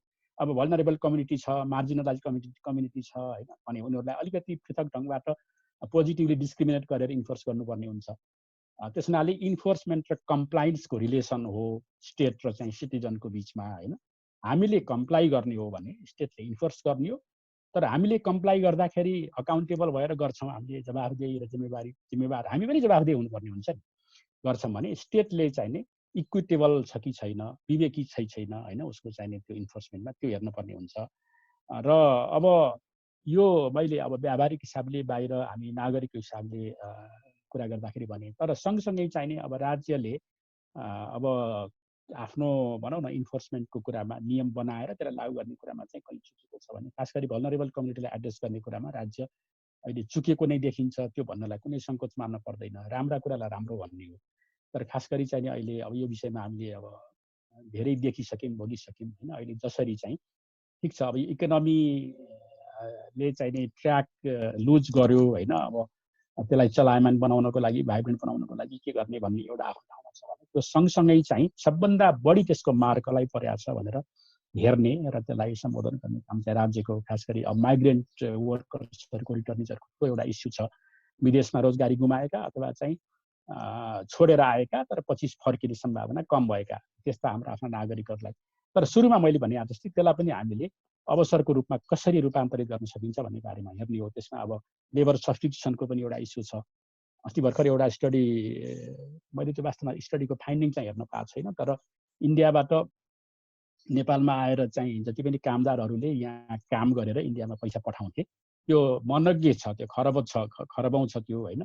हामीले बाहिरबाट ल्याउने भन्दा त्यो कम छैन उनीहरूले यहाँबाट पठाउने भन्ने पनि मैले पढेको थिएँ।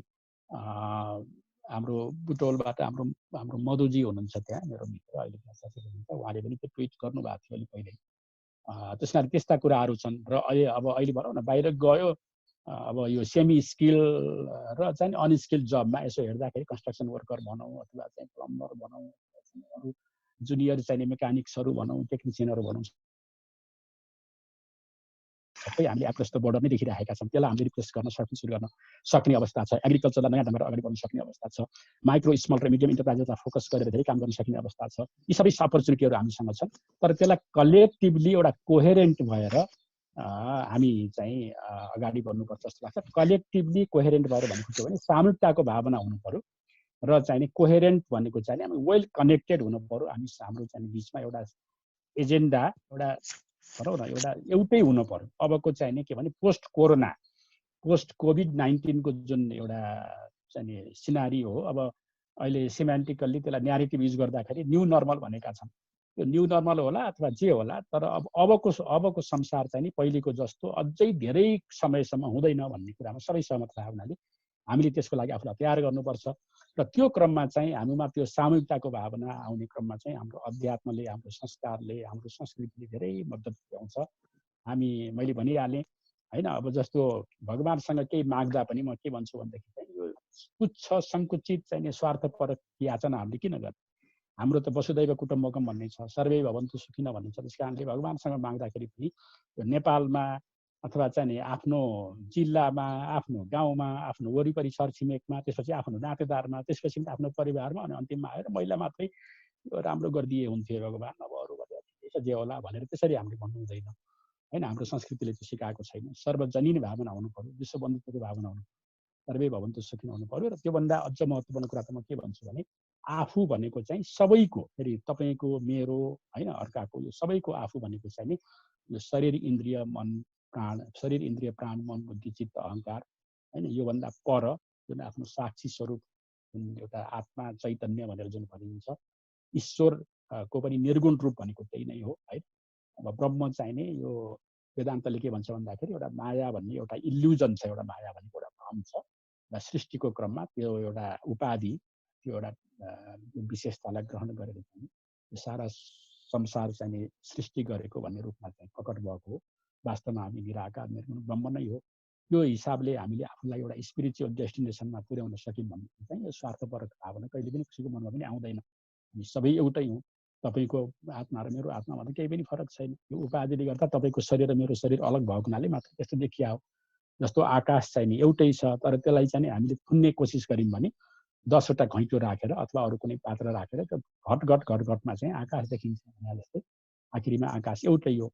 जस्तो शून्य एउटै हो, त्यसको गहना चाहिँ जति पनि हामीले बनाउन सक्छौँ भन्ने हिसाबले हेऱ्यौँ भने चाहिँ हामी एउटै हौँ भन्ने हामीले बुझ्छौँ। त्यो कस्मिक कन्सियसनेस जुन भन्छ, त्यो कस्मिक कन्सियसनेस होइन, त्यो एउटा विश्वव्यापक एउटा ब्रह्माण्डीय चाहिँ हाम्रो अस्तित्व, चैतन्यको अस्तित्वमा हामीले आफूलाई समाहित गर्न सक्यौँ भने पनि स्वार्थको भावना मेटिन्छ, समाप्त हुन्छ र हामी अगाडि चाहिँ त्यसै गरी नै भन्नुपर्छ जस्तो लाग्छ। हरेक सङ्कट चाहिँ लागि जानको लागि आउँछ, त्यही हामीले बुझौँ। बस्नको लागि, सधैँ रहनको लागि चाहिँ कुनै पनि सङ्कट आउँदैन। यसलाई अवसरमा हामीले रूपान्तरण गर्नुपर्छ। हस् त मैले यति कुरा राखेँ। हस्, धेरै धेरै धन्यवाद। अत्यन्तै श्रुति माधुर्य थियो। सरलाई मैले समयको पारबन्दीको कारणले रोक्न पर्यो, क्षमा चाहन्छु। केही प्रश्नहरूको निमित्त 5 जनाले नाम लेखाउनु भएको छ। कृष्ण अर्याल भर्खरै लेफ्ट हुनुभयो। म प्रश्नकर्तालाई छोटो प्रश्न राख्न अनुरोध गर्छु। त्योभन्दा पहिला यहाँहरूले कतिको ट्विटर फलो गर्नुहुन्छ थाहा छैन। अघि कृष्ण सरले हरि शर्माको कुरा गर्नुभएको थियो। हरि शर्मा र कृष्ण सर दुईटैको ट्विटर ह्यान्डलको नाम चाहिँ हरिजुवाङ र रुरु कृष्ण छ। म यहाँहरूलाई अनुरोध गर्न चाहन्छु, हामी सबै गुल्मेलीहरू हौँ र गुल्मेका असाध्यै प्रतिभा सम्पन्न र नेपालको पछिल्लो फोरमहरूमा विज्ञको रूपमा धेरैले रुचाइएको, सुनिएको, बोलाइने दुईटा नामहरू हुनुहुन्छ र उहाँहरूले आफ्नो जमिन बिर्सिनु भएको छैन। म यहाँहरूले हामीलाई दिएको प्रेरणा हो भन्ने ठान्छु। म जस्ट जानकारीको लागि राखेँ। र सबैभन्दा पहिलो प्रश्न ज्ञाननिष्ठ गेवाली सरलाई छोटोमा प्रश्न राखिदिन अनुरोध गर्छु। ज्ञाननिष्ठ गेवाली।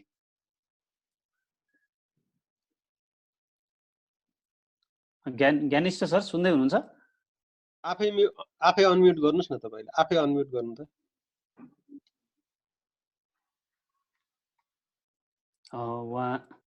हजुर हजुर हजुर नमस्कार सबैजना। राखिदिनु होला। ए हजुर नमस्कार नमस्कार। हजुर नमस्ते सर, प्रश्न राखिदिनु होला। हजुर मैले चाहिँ म अलिअलि पूर्वीय दर्शनको विद्यार्थी हो म।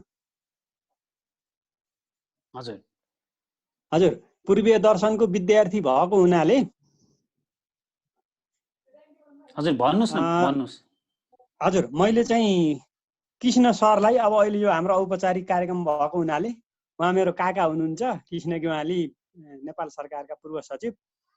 यो पूर्वीय दर्शनमा जति कुराहरू छन्, जति व्याख्या गरिएको छ, त्यो व्यवहारमा त्यति तालमेल भएको पाइँदैन। त्यसलाई त्यो व्यवहारमा ल्याउनको लागि सरकारी संयन्त्रले यो सानो कक्षादेखि नै यो पाठ्यक्रममा लागू गरेर अगाडि बढ्नलाई यसले के गर्न सक्छ होला सरकारको तर्फबाट? धन्यवाद धन्यवाद, यहाँको प्रश्न बुझ्यो। अब म बालकृष्ण पौडेललाई प्रश्न राख्न अनुरोध गर्छु। बालकृष्ण पौडेल सर।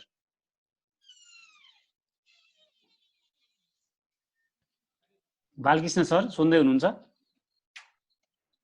हजुर हजुर नमस्कार। हजुरले हजुर नमस्ते सर, क्वेसन राखिदिइहाल्नु होला। हैन, मैले त्यहाँनिर एउटा क्वेसन पनि राखेको छु। यो अहिले यो जुन कोभिड-19 को सन्दर्भमा अब यो त तत्काल समाधान हुने लक्षण त देखिँदैन। त्यसो भए पनि राज्यले यत्रो लामो लकडाउन घोषणा गर्दै जाने हैन, अनि यसको कुनै त्यो मिनिमाइज चाहिँ नहुने अवस्थामा यो अधिकार स्थानीय तहलाई दियो भने त्यसको प्रभावकारिता बढ्ला कि घट्ला, मैले त्यो क्वेसन मात्रै सरसँग राखेको हो। हस्, धेरै धेरै धन्यवाद।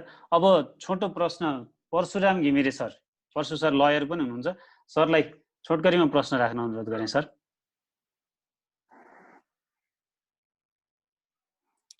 परशु सर अनम्युट गर्नु होला, तपाईको म्युट छ।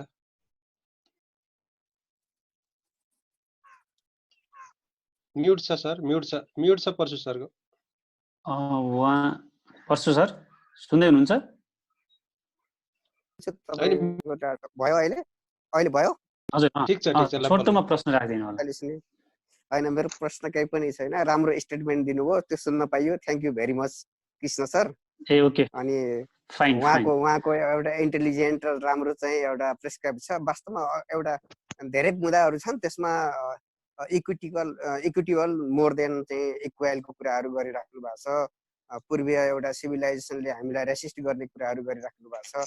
एउटा इन्टेलेक्चुअल सर मैले समय कम छ, हजुरलाई रोकेँ, प्रश्न छैन रोकेँ ल हुन्छ मैले सकेँ। एउटा इन्टेलेक्चुअल ड्राइभ गर्ने काम गर्नु भएको छ, त्यो एकदम राम्रो छ, मैले सुने। Thank you so much. मैले रोकेँ हजुरलाई। चन्द्रबहादुर सरतुङ्गे सरलाई, चन्द्र सरलाई मैले प्रश्नको लागि अनुरोध गरेँ। चन्द्रबहादुर सरतुङ्गे।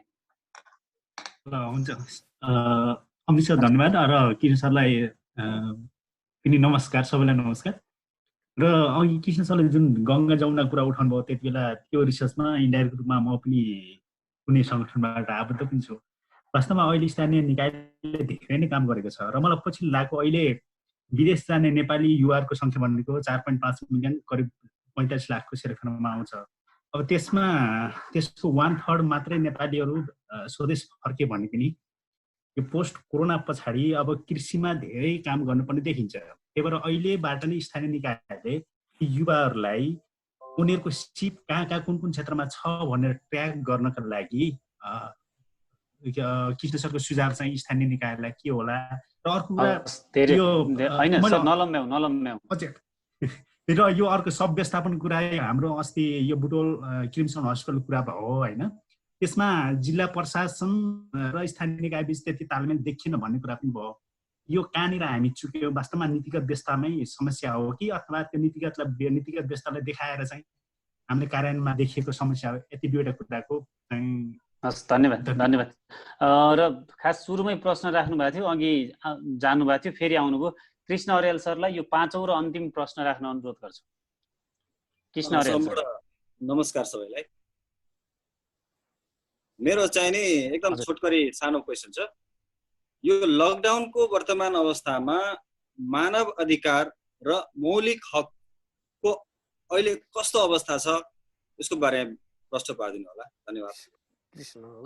धेरै धन्यवाद। म अब कृष्ण सरतिर जान चाहन्छु। सर हजुरलाई थाहा छ हामीसँग असाध्यै कम समय, मोटामोटी 5-6 मिनटभित्र हजुरले चाहिँ गोलमोटोल यसको उत्तर दिइसक्नु पर्नेछ, यही अनुरोध गरेँ सर। यो एलिभेटर टक भन्ने हुन्छ होइन, एलिभेटर चाहिँ तल्लो तलाबाट माथिल्लो तलामा पुग्दा कति नै लाग्छ र मलाई प्रोफेसरले त्यही भनेको थियो, तिमीले चाहिँ त्यो गर्न सक्यौ भने तिमीलाई जान्ने भनिन्छ, नभए भनिँदैन भन्नुहुन्थ्यो। अब एलिभेटर टकको हिसाबले भन्दाखेरि ज्ञानिष्ठले आफैले समाधान दिएका छन् होइन। अब यो हाम्रो पूर्वीय दर्शनको मूल्य मान्यतालाई व्यवहारमा उतार्नको लागि चाहिँ हामीले आचरण त्यही किसिमको बनाउनु पर्ने हुन्छ। आचरणको चाहिँ निर्माण गर्ने भनेको संस्कारबाट हो र संस्कारको निर्माण गर्ने भनेको चाहिँ यन्नवे भाजने लग्न संस्कारो नान्यथा भवेत् होइन। हामीले सानैदेखि नै हाम्रा बालबालिकाहरूलाई त्यो किसिमबाट हामीले ओरिएन्टेसन दिनुपर्ने हुन्छ। त्यसमा एजुकेसनको भूमिका छ, करिकुलमको भूमिका छ। हामी विभिन्न ठाउँबाट त्यो प्रयत्न चाहिँ गरि नै राखेका छौँ। संस्कृत मात्रै पनि म भन्दिनँ होइन, अब संस्कृत लगायत अरू हाम्रा चाहिँ विभिन्न अब हाम्रा आफ्ना परम्परागत भाषा भाषिका होइन मूल्य मान्यतालाई सिकाउने खालका हाम्रा माध्यम, शिक्षण माध्यमबाट हामीले हाम्रा केटाकेटीहरूलाई चाहिँ शिक्षा दिनुपर्ने हुन्छ। जस्तो किराँतलाई चाहिँ मुन्दुमको कुरा किन नसिकाउने होइन, किराँतका चाहिँ बालबालिकाहरूलाई तर संस्कृत चाहिँ नि आदिम भाषा भएको हुनाले अलिक पुरानो भाषा भएको हुनाले त्यसलाई फोकस गर्नु खोजिया हो। त्यो गर्नुपर्छ। मोरल एजुकेसन, एथिकल एजुकेसन हामीले दिनुपर्ने हुन्छ। त्यसमा हामी विभिन्न ठाउँबाट लागि नै राखेका छौँ। बालकृष्णजीले एउटा आफ्नो कमेन्ट अब्जर्भेसन राख्नु भएको छ, म त्योसँग सहमत छु। एउटा के भन्नुभएको छ, स्थानीय तहले जति गर्न सक्यो त्यसको अनुपातमा प्रदेशको काम अलिक कम भयो कि भन्नुभएको छ। म त्यो कुरामा सहमत छु। तर प्रदेशको अहिले मैले भने इनहेरेन्ट चाहिँ नि उसको फन्डामेन्टल लिमिटेसन छ प्रदेशको। अहिले मैले अलिकति भने पनि थिएँ र उसको द्वन्द्व फेरि सँगसँग बढी छ स्थानीयको भन्दा। किनभने अहिले यहाँ सिडिओको कुरा आयो, पछि भन्नुभएको थियो साथीहरूले, चन्द्रजीले होइन। अब यो सिडिओ भने चाहिँ सङ्घ सरकारको चाहिँ प्रतिनिधि हो। अब सिडिओको पुलिसको भूमिका, जिम्मेवारी, जवाफदेही, काम कर्तव्य र अनि त्यसपछि प्रदेशको भाइस वर्सा होइन, काम कर्तव्य, जिम्मेवारी, भूमिका, खास गरी प्रशासनिक र सुरक्षा सम्बन्धी त्यसमा द्वन्द्व छ। त्यो द्वन्द्वलाई चाहिँ हामीले सर्ट आउट गर्नुपर्ने हुन्छ। नभएदेखि यही रूपमा राख्यौँ भने चाहिँ समस्याहरू झन् जटिल हुन्छन्। सब व्यवस्थापनको कुरामा मात्रै होइन, अरूमा पनि त्यो हामीले देखि नै राखेका छौँ। त्यो समस्या छ। अहिले मैले भने कति कुराहरू चाहिँ लिगल, कन्स्टिट्युसनल र इन्स्टिट्युसनल, कानुन, संविधान र संस्थागत संयन्त्रको माध्यमबाट सुल्झाउनु पर्नेमा त्यो पनि छ। अब अहिले म ठ्याक्कै के गर्नुपर्छ भनेर भन्ने स्थितिमा छैन, समय पनि छैन। तर that has to be resolved होइन। अर्को चाहिने अब हाम्रो चाहिने माइग्रेन्ट रिटर्न, चन्द्रजीले भन्नुभएको थियो यो बाहिरबाट फर्केकाहरूलाई चाहिँ हाम्रा दाजुभाइ दिदीबहिनीहरूलाई चाहिँ एकदम अवसर छ। अब यो स्टडीहरू भइरहेका छन्। अहिले स्टडी अलि यति बढी भएको छन् कि कहिलेकाहीँ लाग्छ फेरि कम्पिटिसन छ स्टडीहरूको बिचमा। कम्पिटिसन होइन, कम्प्लिमेन्ट्यारिटी भनेको चाहिँ परिपूरकता होइन, सहपूरकता खोजेर स्टडीहरूको निचोड निकाल्नुपर्ने हुन्छ। एग्रिकल्चरलाई नयाँ ढङ्गबाट यसलाई इन्डोजेनाइज गर्दै होइन। अब अलिकति हामीले अहिले गर्ने भनेको चाहिँ नि अरूको भन्दा कम्पेरेटिभ एडभान्टेज हुने गरी अब यसलाई कसरी चाहिँ नि अब गराउन सकिन्छ, के अरे अर्ग्यानिक नेचरको गराउन सकिन्छ, फर्टिलाइजर देखि लिएर होइन। अब एग्रिकल्चरको एउटा अर्कै चाहिँ नि छ त्यसको विधि विधान होइन, त्यो एउटा भयो। त्यसपछि एमएसएमई चाहिँ माइक्रो स्मल र मिडियम इन्टरप्राइजेस भयो होइन। र यी लगायत अरू पनि यो त्यही मैले भने नि यो ट्रेड भन्छ नि, भोकेसनल चाहिँ स्किलको कुरा, यो भोकेसनल स्किल भयो, टेक्निकल स्किल भयो, यसमा चाहिँ फोकस गराएर गर्न सकिन्छ। उनीहरूको जे सिप आर्जन उनीहरूले गरेका छन् यहाँ थियो अथवा विदेशमा गरे त्यसलाई अप्टिमाइज गर्ने गरी गर्न सकिन्छ। त्यो गर्नुपर्छ। अवसर चाहिँ म देख्छु। जस्तो भने कपालै काट्ने कुरा गरौँ, सानो उदाहरण के होइन। जस्तो अब कतिपय अवस्थामा अब नाइ नभएर पनि हामीले कपाल पालेका हौँला नि, मेरै कपाल पनि बढेको छ। एउटा सानो कुरा होइन। अब यो हामीले गर्न त थालेका छन् बिस्तारै, नेपाली दाजुभाइ दिदीबहिनीहरूले पनि थोरै गर्न थालेका छन्। तर जति हामीलाई चाहिने हो त्यो अनुपातमा छैन। त्यसलाई धेरै अवसरहरू छन्। एउटा छाता बनाउनु पर्यो, लाइट बनाउनु पर्यो, टर्च बनाउनु पर्यो, के गर्नु पर्यो। यसो हेर्नुहोस् है, अब मधेसको भन्दैमा इन्डियन भन्न त मिल्दैन, मधेसी दाजुभाइहरू हुनुहुन्छ। तर सोध्दै गयो भने सीतामढीबाटै आएको हुन्छ कि धेरै जसो। धेरै धेरै मेनी अपर्च्युनिटिज, एभेन्युजहरू त्यो गर्न सकिन्छ। अब अन्तिममा चाहिँ नि हाम्रो र लेस कोअर्डिनेसन सिडिओ र लोकल गभर्मेन्टको त्यो इस्यु हो, त्यसलाई मैले अस्वीकार गर्दिनँ। सिडिओ भने चाहिँ सङ्घ सरकारको खास गरी प्रशासन र सुरक्षामा जुन नियन्त्रण छ, प्रदेश सरकारलाई अविश्वास गर्नको कारणले उत्पन्न त्यो नियन्त्रणमुखी प्रवृत्ति र अनि चाहिँ प्रदेशको जिम्मेवारी र जवाफदेही, यसलाई सन्तुलनमा कसरी ल्याउने भन्ने बारेमा त्यो कानुन, संविधानको मर्म हेरेर कानुन र संस्थागत प्रबन्ध गरेर त्यसलाई रिजल्भ गर्नुपर्ने हुन्छ। अन्तिममा चाहिँ ह्युमन राइट्सको कुरा आएको छ। अब यो त प्रधानमन्त्रीले एकचोटि चाहिँ तिमीहरूलाई सुरक्षित हुन मन छ कि स्वतन्त्र हुन मन छ भनेर भन्नुभएको थियो। त्यस्तो ट्रेड अफ भन्छ अङ्ग्रेजीमा। यो वा त्योको सिनारीयोमा हामीलाई धकेल्न हुँदैन। We should not be pushed होइन। भित्तामा चाहिँ हामीलाई तिमीलाई त्यो चाहिन्छ भने चुप लाएर बस, सुरक्षित हुने हो भने, होइन भने चाहिँ यथाभावी गर, त्यस्तो होइन। हामीलाई दुइटै चाहिन्छ। त्यही भएर हामीले चाहिँ प्रजातन्त्रलाई अपनाएको हो। प्रजातान्त्रिक समाजवाद हामीलाई त्यही भएर चाहियो। हामीलाई चाहिँ खान पनि परेको छ, चिन्तन पनि गर्नु परेको छ। हामीलाई ब्रेन पनि चाहिन्छ, ब्रेड पनि चाहिन्छ। हाम्रो त मान्यता त्यही नै हो। त्यस कारणले चाहिँ यो प्रधानमन्त्रीले कहिलेकाहीँ बोल्दाखेरि अब सधैँ इन्टेन्सनको कारणले होइन, अब चिप्लिनुहुन्छ होइन, अलिअलि बढी नै चिप्लिनुहुन्छ कहिलेकाहीँ। अस्ति पार्लियामेन्टमा पनि वास्तवमा अब पार्लियामेन्ट भने त एउटा अफिसियल चाहिँ हो, प्लेटफर्म हो होइन, त्यसरी नबोलिदिया भए पनि हुन्छ जस्तो लाग्छ। राम्रो हामीले राम्रै भन्छौँ। जस्तो अहिले नक्सा निकाल्यो सरकारले, त्यसलाई आज बिहान पनि म सगरमाथामा बोल्दै थिएँ। कतिलाई थाहा छैन होला, म हरेक शनिबार रेडियो सगरमाथामा 15 मिनट बोल्छु। मैले गभर्मेन्टलाई प्रेज गरेँ, राम्रो गर्यो सरकारले। तर अब कसरी अगाडि बढ्ने भन्ने बारेमा सुझाव पनि दिइयो। तर अब उहाँ बेला बेलामा चाहिँ त्यो स्लिप अफ टङ हुन्छ। त्यही हुने क्रममा चाहिँ अस्ति नै भन्नुभएको थियो, त्यस्तो होइन, हामीलाई यो बात त्यो गरेर अप्सन दिने होइन, हामीलाई दुइटै चाहिन्छ। हामीलाई ह्युमन राइट्स पनि चाहिन्छ, तर सँगसँगै चाहिँ ह्युमन राइट्सलाई कन्ट्रोल गर्ने, रेगुलेट गर्ने होइन। ह्युमन राइट्सलाई कस्तो भने यो अन्डर द सर्कमस्टान्सेस त्यसलाई हामीले म्यानेज गर्ने हो।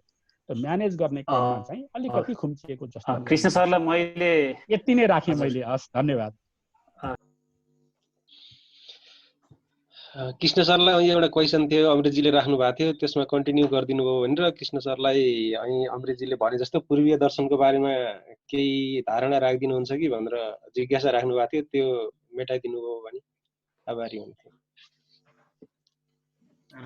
हुन्छ, धन्यवाद। अब वास्तवमा पूर्वीय दर्शनको बारेमा त मेरो पिताजी नै हुनुहुन्छ अहिले होइन, उहाँबाटै सुन्न पाए अझ राम्रो हुन्थ्यो। तर अब अहिले समयको पनि सीमितता छ, फेरि पिताजी अलिकति वृद्ध पनि हुनुभयो र धेरै बिरामी पनि हुनुहुन्छ, त्यही भएर उहाँलाई गाह्रो पनि होला।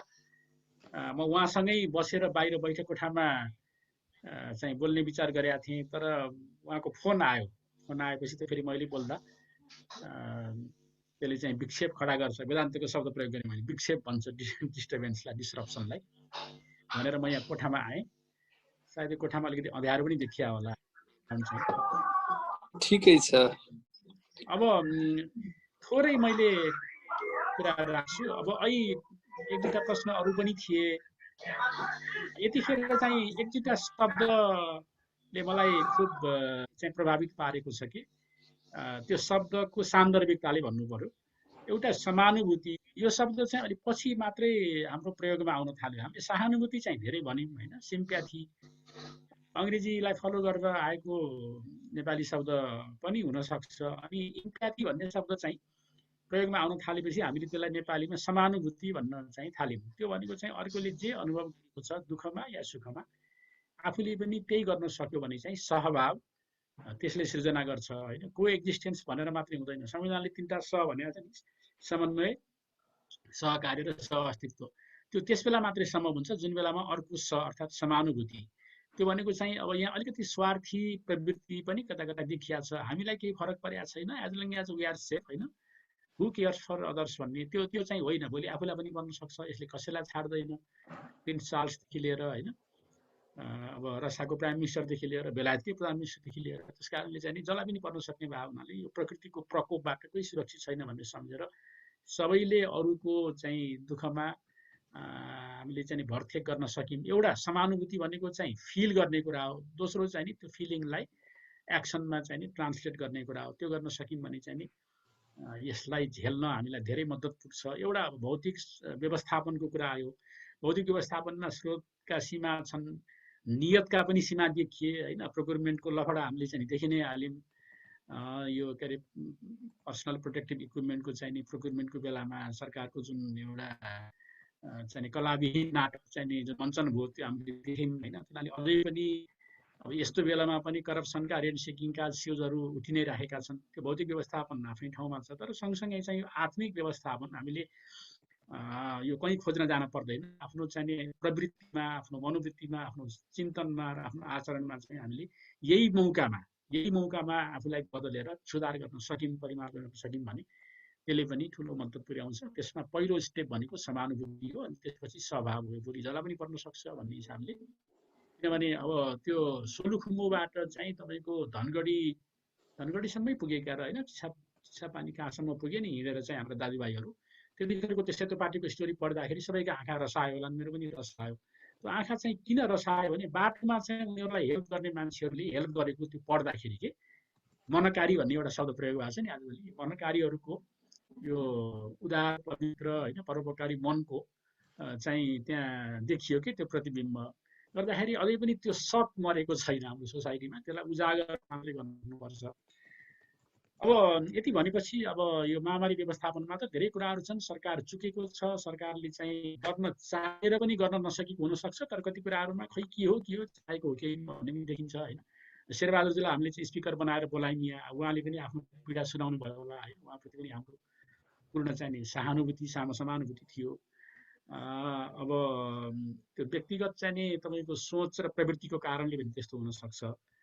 सिस्टममा पनि त्यसको रिफ्लेक्सन पर्न सक्छ। व्यक्तिगत सोच व्यक्ति बनेर सिस्टम बन्ने त हो नि, धेरै सब सिस्टमहरूको एउटा कम्बाइन्ड होल भनेको सिस्टम हो होइन। मान्छेको चिन्तन प्रवृत्ति सोच चाहिँ नि एकै ठाउँमा मिल्यो भने राम्रो पनि सिस्टम बन्छ, नराम्रो पनि सिस्टम बन्छ। त्यसैले अब हामी विभिन्न कार्य र पदीय भन्छु मैले। एउटा फङ्सनल रेस्पोन्सिबिलिटी छ, अर्को चाहिँ नि पोजिसनल रेस्पोन्सिबिलिटी छ। विभिन्न प्रोफेसनमा छौँ, हामीले कम्तीमा हामी माझ चाहिँ नि यो भावना चाहिँ नि फैलाउन सक्यौँ कि एकले अर्कोलाई चाहिँ निस्वार्थ रूपमा सहयोग गर्नुपर्छ र गल्ती कसैले गरेको छ भने उसलाई सुधार्ने अवसर दिएर सच्याइदिनुपर्छ, औँल्याइदिनुपर्छ भन्ने भयो भने चाहिँ स्टेटलाई भन्नु खोजेको मैले। स्टेटलाई चाहिँ नि यहाँ के भने कुनै यहाँ पार्टी ऊ पार्टी भन्ने छैन। हाम्रो नेपाली कङ्ग्रेसको सरकार हुन्थ्यो भने हामीले बोल्थ्यौँ, बोलेकै हो, म त बोलेकै हो। शेरबहादुर देउवाको नेतृत्वको सरकार हुँदा पनि होइन, यहाँ भुवनजी हुनुहुन्छ, रोल चाहिँ नि क्रिटिकल इन्साइटकै रोल हुन्थ्यो। त्यस कारणले सबैलाई नै यो दिने हो। अब अन्तिममा ऱ्यापअप गर्ने, बिट मार्ने सन्दर्भमा है, यसको पटाक्षेप गर्ने सन्दर्भमा चाहिँ यो वेदान्त दर्शनको एउटा महत्त्वपूर्ण कुरा के छ भन्दाखेरि कर्म, भक्ति र ज्ञान भन्छौँ नि हामीले। यसमा चाहिँ नि अब धेरै सुनेका छौँ हामीले होइन, निष्काम कर्म भन्ने सुनेका छौँ, भक्ति, सगुण भक्ति, निर्गुण भक्ति, ज्ञान। यो चाहिँ नि संक्षेपमा के रहेछ यो भनेको भन्दाखेरि मान्छेलाई एउटा सुरुवातको चाहिँ नि बिन्दुबाट होइन, प्रस्थान बिन्दु भनिन्छ नि, प्रारम्भबाट एउटा लक्ष्यसम्म कसरी पुर्याउने। अब यो बिचमा धेरै स्टेप्सहरू छन्, धेरै फेजहरू छन् होइन। एकैचोटि लक्ष्यमा त कोही पुग्दैन, न अब व्यावहारिक जीवनमा पुग्छ न पारमार्थिक जीवनमा पुग्छ। त्यस कारणले चाहिँ नि ज्ञान भनेको चाहिँ गीतामा पनि भगवान्ले भन्नु सर्वकर्माखिलम पार्थ ज्ञानी परिसमाप्यते, सबै कर्महरूको चाहिँ नि समापन, त्यसको डेस्टिनेसन, कल्मिनेसन, उत्कर्ष भनेको ज्ञान हो। त्यो ज्ञानमा पुग्नुभन्दा अगाडि चाहिँ कर्म चाहिँ नि हामीले जसरी गर्न पर्ने हो त्यसरी गर्नुपर्छ। त्यो गरियो भने चाहिँ त्यसको सकाम र निष्काम दुईटा रूप छ। सकाम कर्म चाहिँ नि कुनै कामना इच्छा राखेर गरिने कर्म, त्यो चाहिँ मैले सुरुमा भने कम्तीमा चाहिँ आफ्नो हितको मात्रै नभएर लोकहितको कामना राखेर कर्म गरियो भने पनि त्यो स्वार्थबाट प्रेरित भएर गरिने कर्म भन्दा चाहिँ उत्कृष्ट हो, राम्रो हो। तर त्यही मात्रै चाहिँ होइन। त्यो हुनाले कामना राखेर कर्म नगरौँ भन्ने सन्देश गीताले दिन्छ। त्यो भनेको चाहिँ कामना स्वाभाविक इच्छा र अपेक्षा त मान्छेको हुन्छ, आपातत त्यो नभइकन त मान्छेले काम गर्दैन। तर त्यसमा आसक्ति हुनु भयो, त्यसमा मोह हुनु भयो, त्यसको फलबाट विचलित हुन चाहिँ नि भएन। त्यसको फल सकारात्मक पनि आउन सक्छ, नकारात्मक पनि आउन सक्छ। फलमा चाहिँ हाम्रो ध्येय गयो, दृष्टि गयो भने चाहिँ हाम्रो कर्ममा क्वालिटी मेन्टेन गर्दैनौँ हामीले, त्यहाँ कन्सन्ट्रेसनै हुँदैन। के होला कसो होला। जस्तो लोकसेवाको तयारी गर्ने विद्यार्थीले खालि चाहिँ पास हुँला कि नहुँला, पास हुँला कि नहुँला भन्यो भने उसको चित्त, उसको मन चाहिँ त्यो परिणामतिर भइएला कि नभइएला भन्नेतिर मात्रै गएको हुन्छ, पढेको पनि बिर्सिन्छ। त्यस कारणले मैले मेरो कर्म गर्छु, मेरो कर्म सम्पादनमा म स्वतन्त्र छु, तर फल चाहिँ नि विभिन्न कारणले एकछिनलाई भगवान्लाई नै नमानौँ, एकछिनलाई ल भनौँ एथेइस्ट रहेछ भने हामीले लक भन्छौँ, परिस्थिति भन्छौँ होइन, अनि डेस्टिनी भन्छौँ, अरू शब्द प्रयोग त गर्छौँ नि हामीले, काबु बाहिरको परिस्थिति के भन्छौँ। जे भने पनि त्यो सबै चाहिँ नि कुरामा त आफ्नो चाहिँ नि नियन्त्रण हुँदैन, अर्थात् परिणाममा। त्यसले गर्दाखेरि कर्ममा चाहिँ तिम्रो नियन्त्रण छ, फलमा छैन, त्यसमा आसक्ति नल्याऊ भनेर भगवान्ले भन्नुभयो। त्यो कर्मको कुरा गरेँ मैले, सकाम कर्म र सकाम कर्मको परिष्कृत रूप चाहिँ निष्काम कर्म। अनि त्यसले चाहिँ मनलाई शान्त बनाइदिन्छ, किनभने फलमा चाहिँ तपाईँ हाम्रो आसक्ति भयो भने मन चञ्चल हुँदो रहेछ। चञ्चल मनले, एकाग्र नभएको मनले त लक्ष्य चाहिँ नि प्राप्त गर्न चाहिँ सघाउँदैन। अनि त्यहाँबाट हामी भक्तिमा जान्छौँ। भक्ति भनेको चाहिँ नजिकै हुनु हो कि, जस्तो भनौँ न व्यवहारमा पनि यो त आजकल त उडाइन्छ नि मान्छेहरूलाई, यो त चाहिँ नि भाट चारण भक्त, अब हनुमान पनि भन्छन् होइन, एकदमै त्यो दास जस्तो नजिकै जे भयो जे भन्यो त्यही मान्ने। त्यो भन्नु फेरि नजिकै बसेर उसको कुरा सुन्ने, उसको कुरा मान्ने भन्ने म यहाँ बोल्थेँ। अब हामीले चाहिँ भक्ति नै गर्न परेपछि मान्छेको भक्ति नै गर्ने होइन, भगवान्को भक्ति गरौँ। भगवान् भनेको चाहिँ हामीले माने पनि नमाने पनि एउटा यस्तो अस्तित्व छ होइन। बिपीले चाहिँ नि यो बिपीले अहिले हामीले जसरी भगवान्को कुरा गर्छौँ त्यस्तो भगवान्लाई उहाँले मान्नुहुन्थ्यो। तर उहाँले पनि त्यो भोला चटर्जीसँगको इन्टरभ्यूमा बिपीको किताब हेर्नुभयो भनेर अन्यत्र उसमै पनि छ, आत्मवृत्तान्तमै पनि छ, उहाँले चाहिँ एउटा यस्तो एक्जिस्टेन्सलाई स्वीकार गर्नुभएको छ जोसँग उहाँ नतमस्तक हुनुहुन्छ। त्यसलाई प्रकृति भनौँ होइन, त्यसलाई चाहिँ नि एक किसिमको अलौकिक अथवा चाहिँ नि परालौकिक अथवा चाहिँ नि अभौतिक एउटा अस्तित्व भनौँ, एउटा there is something. Even consciousness भन्ने जुन कुरा छ नि, मैले एउटा आर्टिकल लेखाएको थिएँ उसले वाल्मिकी आउँसम्म पढ्दाखेरि, विद्यार्थी राजनीति गर्दाखेरि, चेतनाको स्वतन्त्रता भन्ने बिपीले चाहिँ कहीँ नभएको कुरा एउटा फ्रिडम अफ कन्साइन्स भनेर भन्नुभयो। हामीले चाहिँ फ्रिडम अफ दुनियाँ दुनियाँ भन्छौँ हामीले किन, यो फ्रिडम त्यो फ्रिडम भन्छौँ, तर कन्साइन्सको फ्रिडम, चेतनाको स्वतन्त्रता, कसैले चेतनालाई बन्धक बनाउन पाउँदैन भन्ने जुन कुरा छ त्यो महत्त्वपूर्ण। किनभने चेतनाको उत्पत्ति उद्भव भनेको पनि एउटा यस्तो अस्तित्वबाट, यस्तो शक्तिबाट भएको छ जसलाई हामीले ईश्वर नै भनेर भन्नुपर्ने हुन्छ। त्यस कारणले त्यो ईश्वरसँग कसरी नजिक हुन सकिन्छ, भक्ति भनेको त्यही हो। त्यो ईश्वरलाई चाहिँ निराकार निर्गुण रूपमा, निरञ्जन रूपमा स्वीकार गर्न नसक्नेहरूका लागि सगुण बनाइदिने, हैन। शास्त्रले चाहिँ नि अब जसले आफ्नो आफ्नो आस्था अनुसार जसलाई माने पनि हुन्छ, गणेशलाई, देवीलाई, रुद्रलाई, विष्णुलाई, शिवलाई माने पनि हुन्छ। अथवा चाहिँ नि होइन म त्यसलाई मान्दिनँ, म भगवान् एउटै हुनुहुन्छ, यो विभिन्न रूप चाहिँ नि धारण गरेको हो, यो मञ्चन नाटक मञ्चन गर्दाखेरि विभिन्न अभिनय गर्छ नि मान्छेले, त्यस्तै हो भनेर भन्यो भने झन् राम्रो हो। तर नजिक चाहिँ आफूलाई पुर्याउनु पर्यो। त्यो भयो भने के हुन्छ, चित्त चाहिँ नि यो एकाग्र हुन्छ, चित्त चाहिँ निर्मल हुन्छ भनेर भनेको छ। मल विक्षेप र आवरण हुन्छ कि वेदान्तमा। कर्मले मल दोष होइन निष्कलङ्क बनाइदिन्छ, निर्मल बनाइदिन्छ, त्यो धोइ पखाली गरेर सफा बनाइदिन्छ भनेर भनेको छ। चित्तलाई शुद्ध गरिदिन्छ भनेको छ, शुद्ध चित्त हुन्छ। त्यसपछि चित्त एकाग्र हुन्छ, विक्षेप रहित हुन्छ। अनि त्यसपछि चित्त चाहिँ नि आवरण रहित अथवा अज्ञान रहित भएर ज्ञान प्राप्त गर्छ। अनि त्यो भक्तिले चाहिँ मान्छेलाई ज्ञानमा पुर्याइदिन्छ। ज्ञान भनेपछि के हुन्छ भने त्यो कस्मिक कन्सियसनेस। अब तपाईँ चाहिँ त्यो भक्तिबाट पनि पर पुग्नुभयो, भक्तिले नजिक पुर्याइदिएको थियो। ज्ञानले त त्यही नै तपाईँको आफ्नो स्वरूप हो। तपाईँ र भगवानमा खास केही फरकै छैन, एउटै हो स्वरूप भगवान भनेर हामीले भन्यौँ नि। हामी सबैले आफूलाई भगवान भनेर सम्झौँ भनेदेखि चाहिँ नि हामी धेरै माथि उठ्छौँ यो लेभलबाट। र अब हाम्रो हिन्दू संस्कृतिका जुन दर्शनहरू छन् तिनीहरूले पनि अन्तिममा भन्ने कुरा यही हो। योगले पनि त्यही भन्छ, वेदान्तले त भन्ने नै भइहाल्यो, वैशेषिक दर्शन छ, साङ्ख्य छ, नैयायिक छ, होइन मीमांसा छ। त्यसपछि हाम्रा फेरि नास्तिक दर्शनहरू पनि छन्। इन्ट्रेस्टिङली नास्तिक दर्शनमा पनि हामी नै धनी छौँ, अनि खुल्न जानै पर्दैन। चारवाक चाहिँ नास्तिक दर्शनका प्रणेता हुन्। चारवाक चाहिँ नि के अरे बृहस्पतिको अर्को रूप हो भनेर चाहिँ भनिएको छ। त्यस कारणले विभिन्न कालखण्डमा विभिन्न उद्देश्यको लागि हाम्रा ऋषिमुनिहरूले विभिन्न मत प्रतिपादन गरे। कर्ममा बढी प्रवृत्त गराउनुको लागि र चाहिँ नि यो धेरै तपाईँको चाहिँ नि यो संसारबाट विरत चाहिने मान्छेहरू नहुन्, आफ्नो कर्म चाहिँ सम्पादन गर्नु भन्नको लागि त्यस्ता दर्शनहरू प्रतिपादन भएका छन्। हुनाले आफ्नो चाहिने संस्कार अनुसार, आफ्नो रुचि अनुसार उद्देश्यले ठुलो लिएर त्यो ज्ञान भनेको मोक्ष हो। मोक्ष भनेको यो जुन बन्धन छ नि, यो विभिन्न किसिमको यो सांसारिक बन्धन छ। अहिले दृश्य रूपमा आउँदाखेरि जन्म, मृत्यु, जरा, व्याधि भनेर भनिन्छ। जन्म भयो, मृत्यु भयो, त्यसपछि बुढ्यौली र रोग। सबभन्दा मान्छेलाई पिरोल्ने भनेको यी चारवटा कुराले हो। यी चारवटै कुराबाट चाहिँ नि मुक्ति, इमान्सिपेसन, लिबरेसन होइन खोज्ने भनेको त्यही मोक्ष प्राप्त गरेर हो। त्यसको लागि चाहिँ नि ज्ञानले मद्दत पुर्याउँछ। ज्ञानलाई धेरै पवित्र मानिएको छ। नही ज्ञानेन सदृशम पवित्रम इह विद्यते भनेर गीतामा भगवान भन्नुभएको छ। किनभने गीता एउटा यस्तो ग्रन्थ हो जुन चाहिँ हरेक कोणबाट हरेक चाहिँ नि विचार राख्ने मान्छे गीतालाई अध्ययन अनुशीलन गर्दा राम्रो हुन्छ जस्तो लाग्छ। मैले यति नै भनेर आजको मेरो भनाइलाई ऱ्यापअप गरेँ। अब यो संवाद जारी नै रहोस् होइन। योगराजजीलाई र अरू साथीहरूलाई, अमृतलाई, विष्णुजीलाई जसले मलाई सम्पर्क गर्नुभएको थियो होइन, भुवनजी हुनुहुन्छ, यहाँ ताराजीलाई पनि देखाएको थिएँ मैले धेरैलाई त्यसलाई चिन्छु, कतिलाई नामबाट चिन्छु तर अनुहारले अहिले देख्दैछु, कतिलाई अनुहारले चिने नाम कन्फ्युजन हुन्छ। यस्तै हो। नमस्कार है, नमस्कार कृष्णजी। हजुर ताराजीकोले जस्तो लाग्यो होइन। उहाँ त हामी त पुराना मित्र हौँ हामी होइन। त्यसपछि हाम्रो यहाँ मदन अर्जुन मेरा मामाको छोराहरूले पनि देखिरहेको छु, ज्ञानिष्ठ भए। सबैलाई चाहिँ मेरो यथोचित धन्यवाद। एउटा सोधिहालु कृष्णजी। हजुर कृष्णजी एउटा सोधौँ। यो हुन त यो रिलायबल जस्तो लाग्दैन। यहाँ केही शिव पुराणमा पनि कोरोनाको वर्णन गरेको पाइन्छ भन्ने केही यस्ता चाहिँ युट्युबमा चाहिँ आएका छन्। यी फन्टुस हुन् कि वास्तवमा कोरोनाको बारेमा पनि शिव पुराण? तपाईँले बुझे, तपाईँले भनेकै कुरा मलाई पनि सुन्न मन लाग्यो कसैलाई, म उन्न जान्ने मान्छेलाई। विष्णु प्रसाद तिमिल सिन्हा भन्ने चाहिने वाल्मिकी क्याम्पसबाट प्राध्यापक भएर रिटायर भएका, अहिले जयतु संस्कृत संस्थासँग आबद्ध। उहाँले फेसबुकमा चाहिने यो लेखिराख्नुहुन्छ, अहिले अमेरिका हुनुहुन्छ।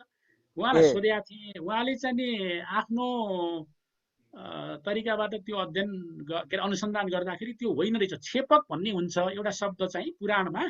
छेपक भनेको पछि चाहिने बीचमा थपिएका श्लोकहरू। अब संस्कृत पढेका, संस्कृत जान्ने मान्छेलाई त त्यो श्लोक बनाउनु त केही ठुलो कुरा भएन। त्यस हुनाले चाहिँ नि अहिले थपिएको हो यो प्राचीन छैन भन्ने कुरा। बाइबलमा पनि 32 वटा बुक छन् नि। एकैचोटि त लेखिएन, तिनीलाई त पटक पटक संशोधन गर्दै त्यहाँबाट चाहिँ परिस्थिति अनुसार इन्कर्पोरेट गर्दै गर्दै अलि 32 वटा बुक भए। एक्ज्याक्टली त्यस्तै खालको चाहिँ आयो होला। यो त अहिले भर्खर थपिएको रहेछ। इन्डियामा छन् नि मान्छेहरू अहिले थपिएको रहेछ, त्यो छैन। मूल होइन टेक्स्ट शिवपुराण कहिले लेखिएको हो? शिवपुराण त धेरै अगाडि हुनुपर्छ नि त। होइन। शिवपुराण उपनिषदभित्रै पर्छ। शिवपुराण त उपपुराण पनि होइन, 18 पुराण भन्छौँ नि हामीले, त्यो त हामीले होइन सुनेकै कुरा हो। 18 पुराण मध्ये शिव हो, 18 पुराण मध्येकै एउटा हो शिवपुराण। व्यासले वेदव्यासले लेख्नु भएको हो। त्यो हाम्रो चाहिँ नि अब द्वापर युगमा जुन बेलामा महाभारतको रचना भयो, महाभारतभित्र गीता छ, त्यही बेलामै पुराणहरूको रचना भएको लेख्यो भने उसो धेरै पहिलेको कुरा हो यो। त्यो अहिले चाहिँ खप्या हो त्यो। उयो कतिले ट्रम्पलाई ट्रम्पासुर भनेर पनि संस्कृतमा कविता लेखेका छन् कि। ओके, कविता त अब जहाँ पुगेछन् रवि त्यहाँ पुगे कवि भन्छन्। कविलाई त कुनै सीमा नै भएन। खुसी लाग्यो यो कार्यक्रमले पनि वास्तवमा अहिले जुन कुरा आएको थियो नि, एक किसिमको सामाजिक चाहिँ नि दूरीको नाममा अविश्वास होइन, यो व्यक्ति केन्द्रित प्रवृत्ति, त्यसलाई निराकरण गर्न यस्तो कार्यक्रमले धेरै मद्दत पुर्याउँछ, मान्छेलाई हौसला दिन्छ। यो कोरोनाले त हाम्रो चाहिँ हिन्दू संस्कार होइन, यो कोरोनाले त हाम्रो हिन्दू संस्कारलाई रिभाइभ गर्ने र यसलाई विश्वव्यापीकरण गर्ने चाहिँ प्रक्रियामा पो आएको छ त। पोजिटिभ थिङ्किङ राख्यो भने त्यही हो। पोजिटिभ छ यसमा। यसको बारेमा मैले अलिकति चाहिँ लेखेको थिएँ, उसमा फेसबुकमा हालेको थिएँ, साथीहरूले पढ्नु भएको छैन होला। अहिले एउटा मैले यहाँ जोड्न मन लाग्यो, एउटा चाहिँ यो कोभिड-19ले पार्न सक्ने चाहिँ अहिलेका इम्प्याक्ट त हामीले अब अहिले आजसम्मको त हामीले देखिराखेका छौँ। त्यसले चाहिँ कुन कुन क्षेत्रमा के कस्तो इम्प्याक्ट पारेको छ र त्यसपछि भविष्यमा चाहिँ पनि यसले इम्प्याक्ट पार्न सक्ने कुराको बारेमा मैले एउटा कल्पना गरेर चाहिँ नि लेखेको थिएँ। त्यो चाहिँ हिमाल खबर पत्रिकाले पनि छापेको थियो। यो अघिल्लो चाहिँ नि आइतबारभन्दा अझ अघिल्लो। त्यसपछि चाहिँ त्यसलाई पनि मैले सेयर गर्न चाहेको छु। अर्को चाहिँ अब अहिले अर्को चाहिँ महामारी चाइना कोरोना, के अरे चाइनिज कोरोना भन्दा भाइरस भन्दा इन्डियन भाइरस आयो लिपु लेखमा भनेको छ नि हाम्रो प्रधानमन्त्रीले। त्यस बारेमा पनि अस्ति चाहिँ हाम्रो एउटा 3 जनाको एउटा उ थियो, म पनि एउटा वक्ता थिएँ।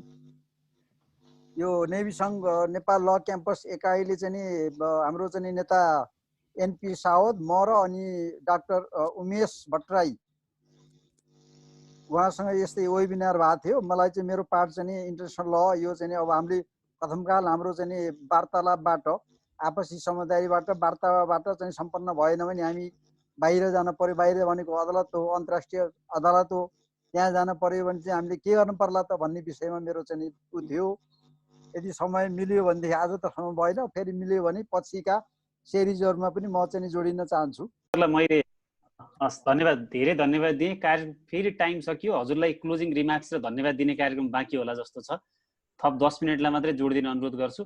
र यतिन्जेल कृष्ण सरलाई सुनिदिनु भयो, मैले पनि केही कनीकुथी कुराहरू जोड्ने प्रयत्न गरेँ, हामीलाई सुनिदिनु भयो। यहाँहरू सबैजनालाई धन्यवाद दिन्छु र अबको प्लेटफर्मलाई अगाडि बढाउनको लागि योगराज शर्मा कणेललाई अनुरोध गर्छु र यो अगाडि बढाउनलाई योगराज दाईलाई प्लेटफर्म हस्तान्तरण गर्छु। यहाँहरू सबैलाई धेरै धन्यवाद। कृष्ण सरलाई विशेष धन्यवाद। थ्याङ्क यू अमृत। विशेष गरेर मैले धन्यवाद दिनुभन्दा पूर्व आज हामीसँग गुल्मी जिल्ला कार्य समितिका सभापति उपसभापति विष्णु बलालजी, भुवन दाई, त्यसपछि गएर कार्य समितिका सदस्यहरू, त्यसै गरी गुल्मी जिल्ला कार्य समिति गुल्मी काठमाडौँ सम्पर्क समितिका अध्यक्षज्यू सबै जोडिनु भएको छ। म यो कार्यक्रम मलाई लाग्छ कार्यक्रम सिद्धिँदैन, पुनः म साथीहरूलाई जोडिन अनुरोध गर्न चाहन्छु। केही साथीहरूका केही प्रश्नहरू अझै कमेन्ट बक्समा आइरहेका छन्, त्यसलाई हामी क्लोज गर्छौँ। त्योभन्दा पूर्व म रिजोइनलाई अनुरोध गर्दै हामी यसलाई कन्टिन्यू गर्छौँ र म हाम्रो ज्ञानबहादुर सर हुनुहुन्छ, ज्ञानबहादुर कार्की सर।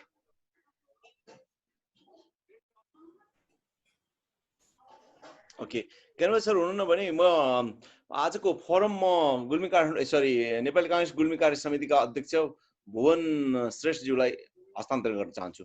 यो कन्टिन्यू हुन्छ है साथी, फेरि रिजोइन गरौँला। भुवन दाई।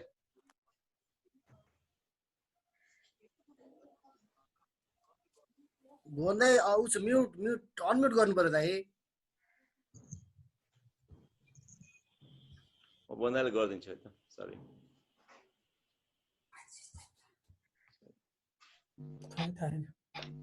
हाय हजुर।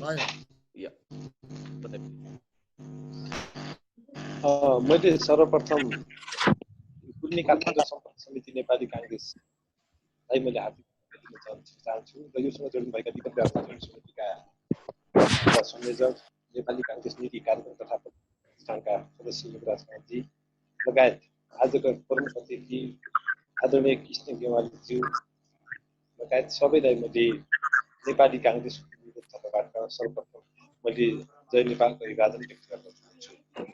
र आज जुन चाहिँ कृष्ण दाइलाई ल्याएर अत्यन्तै बौद्धिक व्यक्तित्व, हामी सबैलाई थाहा छ गुल्मी जिल्लाको लागि, यो देशको लागि वास्तवमा कृष्ण गेवाली नौलो नाम थियो होइन, उहाँ चाहिँ परिचित नाम वाल्मिकी क्याम्पसदेखि विद्यार्थी राजनीति र विभिन्न आन्दोलनसँग जोडिएको र नेपाल सरकारको चाहिँ पूर्व स्थानीय सचिव, सरकार सचिव हुँदै अहिले यो अवस्थासम्म आउनुभएका र मैले राम्रोसँग चाहिँ उहाँलाई चिन्छु।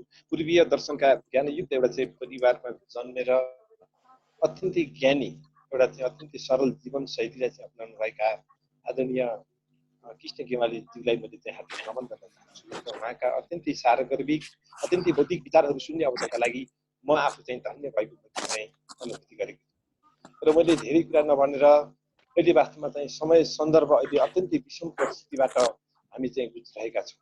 मलाई लाग्छ आज चाहिँ झन्डै 50देखि झन्डै 60 जना जति हामी चाहिँ अहिले यो टिममा चाहिँ जोडिसकेका छौँ। र मलाई लाग्छ गुल्मी जिल्लाको सन्दर्भमा अहिले वास्तवमा अत्यन्तै विषम परिस्थिति मैले चाहिँ किन भनेको भने अस्ति भर्खरै मात्रै हामीले चाहिँ मदाने गाउँपालिका 6 पुरकोटका बोमबहादुर सर जुन चाहिँ राष्ट्रिय शिक्षक महासङ्घ हाम्रो चाहिँ मदाने गाउँपालिकाका अध्यक्ष पनि त्यो उहाँलाई चाहिँ गुमाएका छौँ। र त्यति मात्र होइन, उहाँको निधनले वास्तवमा चाहिँ नेपालमै तेस्रो व्यक्तिको रूपमा उहाँ वास्तवमा चाहिँ अहिले निकै चर्चामा हुनुहुन्छ। र त्यति मात्र होइन, उहाँको निधन वास्तवमा चाहिँ जसरी भयो त्यो निधन पश्चात उहाँको चाहिँ अन्तिम दाह संस्कार गर्ने सन्दर्भमा पनि वास्तवमा चाहिँ धेरै विवादहरू चाहिँ उठे र यो घटनाले वास्तवमा चाहिँ सिङ्गो गुल्मीवासीलाई वास्तवमा चाहिँ अत्यन्तै पीडाको अनुभूति भएको छ। त्यो परिवारलाई वास्तवमा चाहिँ अत्यन्तै पीडाको अनुभूति भएको छ। र मैले यो सन्दर्भमा के आग्रह गर्न चाहन्छु भने उहाँ वास्तवमा चाहिँ 24 गते सामान्य चाहिँ बिरामी हुन्थ्यो। 31 गते उहाँ चाहिँ अर्घाखाँचीको, मैले यो किन जानकारी गराउनु खोज्दैछु भने यो बौद्धिक लेभलमा मैले जिल्लाको तर्फबाट केही कुरा सुनाएँ भने जति पनि चाहिँ पत्र बन्दैमा र क्रिम्सन अस्पतालमा गइसकेपछि 10:30 बजेतिर उहाँलाई चाहिँ एडमिट गरियो। 10:30 बजे एडमिट गरेपछि उहाँलाई अर्को जेठको 1 गते उहाँलाई क्रिम्सन अस्पतालमा आइसियु कक्षमा उहाँलाई चाहिँ भर्ना गरियो।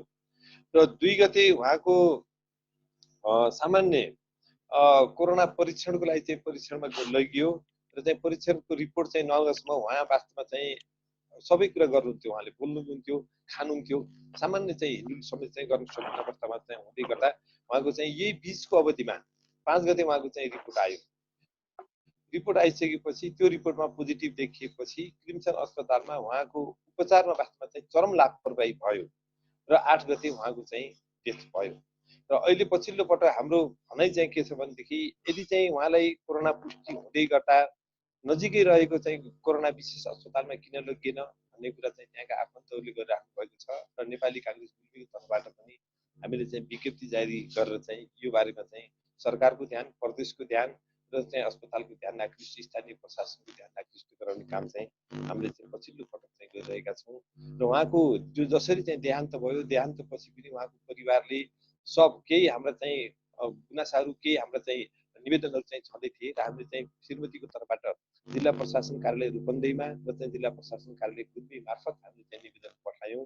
र त्यो निवेदनमाथि अहिले चाहिँ प्रदेश हाम्रो चाहिँ सामाजिक विकास मन्त्री लगायत चाहिँ केही मान्यज्यूसँग हाम्रो चाहिँ कुरा भइरहेको छ। उहाँहरूले चाहिँ स्थानीय प्रशासन मार्फत यो निवेदनको बारेमा हामीले चाहिँ खोजीनिति गर्छौँ भन्ने कुरा पछिल्लो पटक चाहिँ उठेको छ। र अहिले पछिल्लो पटक अब चाहिँ कोरोना सङ्क्रमणको बारेमा गुल्मी जिल्ला वास्तवमा चाहिँ आफैमा उच्च जोखिममा भएको कुरा मैले भनिरहेको पर्दैन। अहिले चाहिँ जुन 3 जना बितिसक्नुभयो, 2 जना हाम्रो चाहिँ यही 5 नम्बर प्रदेशकै हुन्छ। र अहिले इन्डियातिरबाट चाहिँ अत्यन्तै धेरै अब चाहिँ विभिन्न किसिमका नाकाहरूबाट चाहिँ इन्डियाबाट चाहिँ धेरैजना चाहिँ प्रवेश हुँदैछ। यो चाहिँ इन्डियाबाट हिँड्दै हुनुहुन्छ, कतिजना चाहिँ यो सुनौली नाका लगायतका चाहिँ नाकाहरूमा आएर हामीसँग सम्पर्क गरिरहेको चाहिँ अहिले पछिल्लो पटक अवस्था छ। र हामीलाई के लागेको छ भने गुल्मी जिल्लामा पनि यो उच्च जोखिममा रहेको चाहिँ 5 नम्बर प्रदेश र गुल्मी, अर्घाखाँची, पाल्पा हुँदै अहिले वास्तवमा इन्डियाबाट आउनेहरूबाट सङ्क्रमणको सङ्ख्या अत्यन्तै उच्च जोखिममा रहेका कारणले हामीले जिल्ला विपद व्यवस्थापन समितिबाट र नेपाली काङ्ग्रेस लगायत हामी सबै बसेर हामीले चाहिँ के गरेका छौँ भने अब बाहिरबाट आउने साथीहरूलाई कसरी चाहिँ व्यवस्थापन गर्ने, यो चाहिँ अत्यन्तै चुनौतीपूर्ण अवस्थामा अहिले हामी पुगेको मैले चाहिँ ठानेको छु र यही सन्दर्भमा धेरै कुराहरू अघि पनि उठे। हिजो बादमा चाहिँ विदेशबाट चाहिँ कमाएर पठाउने साथीहरूका कारणले हामीले चाहिँ भर्ती हामी चाहिँ चलाइरहेका थियौँ भने अहिले चाहिँ विदेशबाट हजारौंको संख्यामा आउनेहरूलाई अब हामीले उल्टो चाहिँ खुवाउनु पर्ने अवस्था छ। त्यसकारण अब राज्यको अगाडि हाम्रा अगाडि अत्यन्तै चुनौतीपूर्ण अवस्था अहिले चाहिँ हामी सबैका लागि चाहिँ आएको मैले आफूले चाहिँ ठहर गरेको छु र मैले धेरै कुरा चाहिँ नभनेर अब हामीले चाहिँ विभिन्न किसिमका सिपमूलक कार्यक्रमहरूमा कसरी चाहिँ बाहिरबाट आएका साथीहरू हुनुहुन्छ उहाँहरूलाई विभिन्न रोजगारीका अवसरहरूलाई चाहिँ सिर्जना गर्न सकिएन भने मलाई लाग्छ चाहिँ देशकै जिल्लाकै र हामी सबैकै एउटा चाहिँ वास्तवमा चाहिँ भविष्य मलाई लाग्छ अलिकति अप्ठ्यारो परिस्थितिमा हामी चाहिँ गुज्रिनुपर्छ जस्तो मैले आफूले चाहिँ ठानेको छु र मैले धेरै कुरा नभनेर अब हाम्रो चाहिँ आज हाम्रो किशन दाइले जे गर्नुभयो र धेरै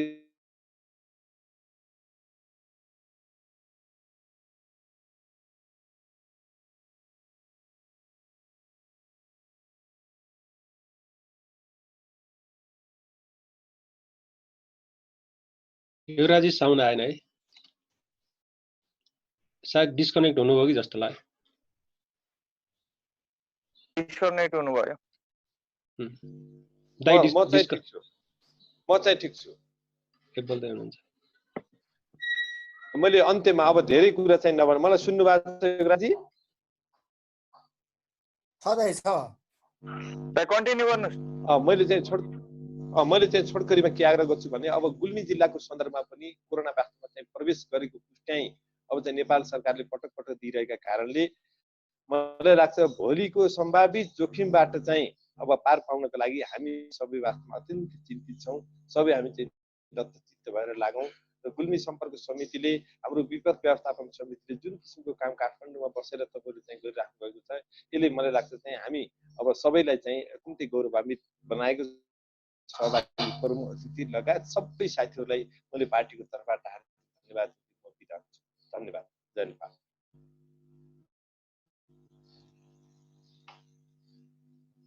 म्युट छ युवराज सर, म्युट छ। थ्याङ्क यू भुवन दाइ, थ्याङ्क यू सो मच। पार्टीको तर्फबाट तपाईँको निरन्तर मैले मेरो कुरा सक्छु हामीलाई सुझाव सल्लाह आइरहेको छ। हामी त्यही बमोजिम पार्टीकै मार्गनिर्देशनमा काम गरिरहेको छौँ। म अनुरोध गर्न चाहन्छु आज हामीसँग गुल्मी जिल्लाबाट गुल्मी काङ्ग्रेसका उपसभापति महेन्द्र भण्डारीजी, अनि त्यसपछि गएर अस्ट्रेलियाबाट टिका भाइ, इन्डियाबाट सुनिलजी, जापानबाट कृष्ण अर्यालजी, धेरै मुलुकबाट हुनुहुन्छ, म सबैको नाम लिन सक्दिनँ, इङ्ल्यान्डबाट हुनुहुन्छ। यो सबै साथीहरूलाई म आभार व्यक्त गर्न चाहन्छु। विशेष गरेर आज यहाँहरूलाई जानकारी रहोस्, कृष्ण सरलाई मैले सायद लामो समयदेखि नाम सुनेको तर नचिनेको, तर मैले करिब 3 वर्ष 4 वर्ष भयो मैले आएर चिनेको। चिन्दाको पहिलो स्मरण मलाई याद छ गुल्मेली अफिसेस क्लबको कार्यक्रममा, अफिसेस सोसाइटीको कार्यक्रममा उहाँले एउटा स्पिच दिनुभएको थियो। अनि मलाई के लाग्यो भने म करिब 7-8वटा ल्याङ्ग्वेज म आफै पनि बोल्छु, उहाँले इङ्ग्लिस, संस्कृत र नेपालीमा बोलेको त्यो शब्दावलीले म इम्प्रेसन भएको। त्यसकारण मलाई अझै पनि भन्न चाहन्छु, उहाँका पछि मैले केही आर्टिकलहरू पढ्ने मौका पाएँ। त्यसकारण हामी के हो भने गुल्मेलीको एउटा यो सम्पत्तिको रूपमा मैले लिएको छु। त्यसकारण कृष्ण गेवाली जस्ता जो विद्वानहरू हुनुहुन्छ, गुल्मीमा जन्मिनु भयो, कर्मथलो काट्नु बन्यो, हामीले यो यहाँहरू मार्फत केही त्यस्ता प्रोजेक्टहरू गुल्मेली जनताको लागि, गुल्मीको लागि र गुल्मीको विकासको लागि गर्न सक्यौँ यहाँहरूको अगुवाईमा हामी पछि लाएर भने त्यहाँभन्दा ठुलो उपलब्धि केही पनि हुन सक्दैन। मलाई लाग्छ यो समय यस्तो समय हो जुन समयमा हामी गुज्रिरहेका छौँ। यो समयलाई सदुपयोग गरेर हामी केही नवीनतम चिजहरू कृष्ण सरको अगुवाईमा र गर्न सक्यौँ भने हामी सबै लाभान्वित हुन्छौँ भन्ने जस्तो लाग्छ। र विशेष गरेर कृष्ण सरलाई म सम्पूर्ण गुल्मी काङ्ग्रेस, भुवन दाइले भनिसक्नुभयो, गुल्मी काठमाडौँ सम्पर्क समिति र यो डिसास्टर म्यानेजमेन्टका साथीहरू, सम्पूर्ण साथीहरूको तर्फबाट आभार व्यक्त गर्दै कृतज्ञता ज्ञापन गर्न चाहन्छु र सम्पूर्ण साथीहरूको प्रतिनिधित्व गर्दै यसरी आगामी दिनमा पुनः कृष्ण सरसित हामी चाहिँ नि आगामी दिनमा पुनः जोडिने मौका पाउनेछौँ भन्ने आशाका साथ म आजको कार्यक्रममा अफिसियल रूपमा यो कार्यक्रम यही समापन भएको घोषणा गर्न चाहन्छु।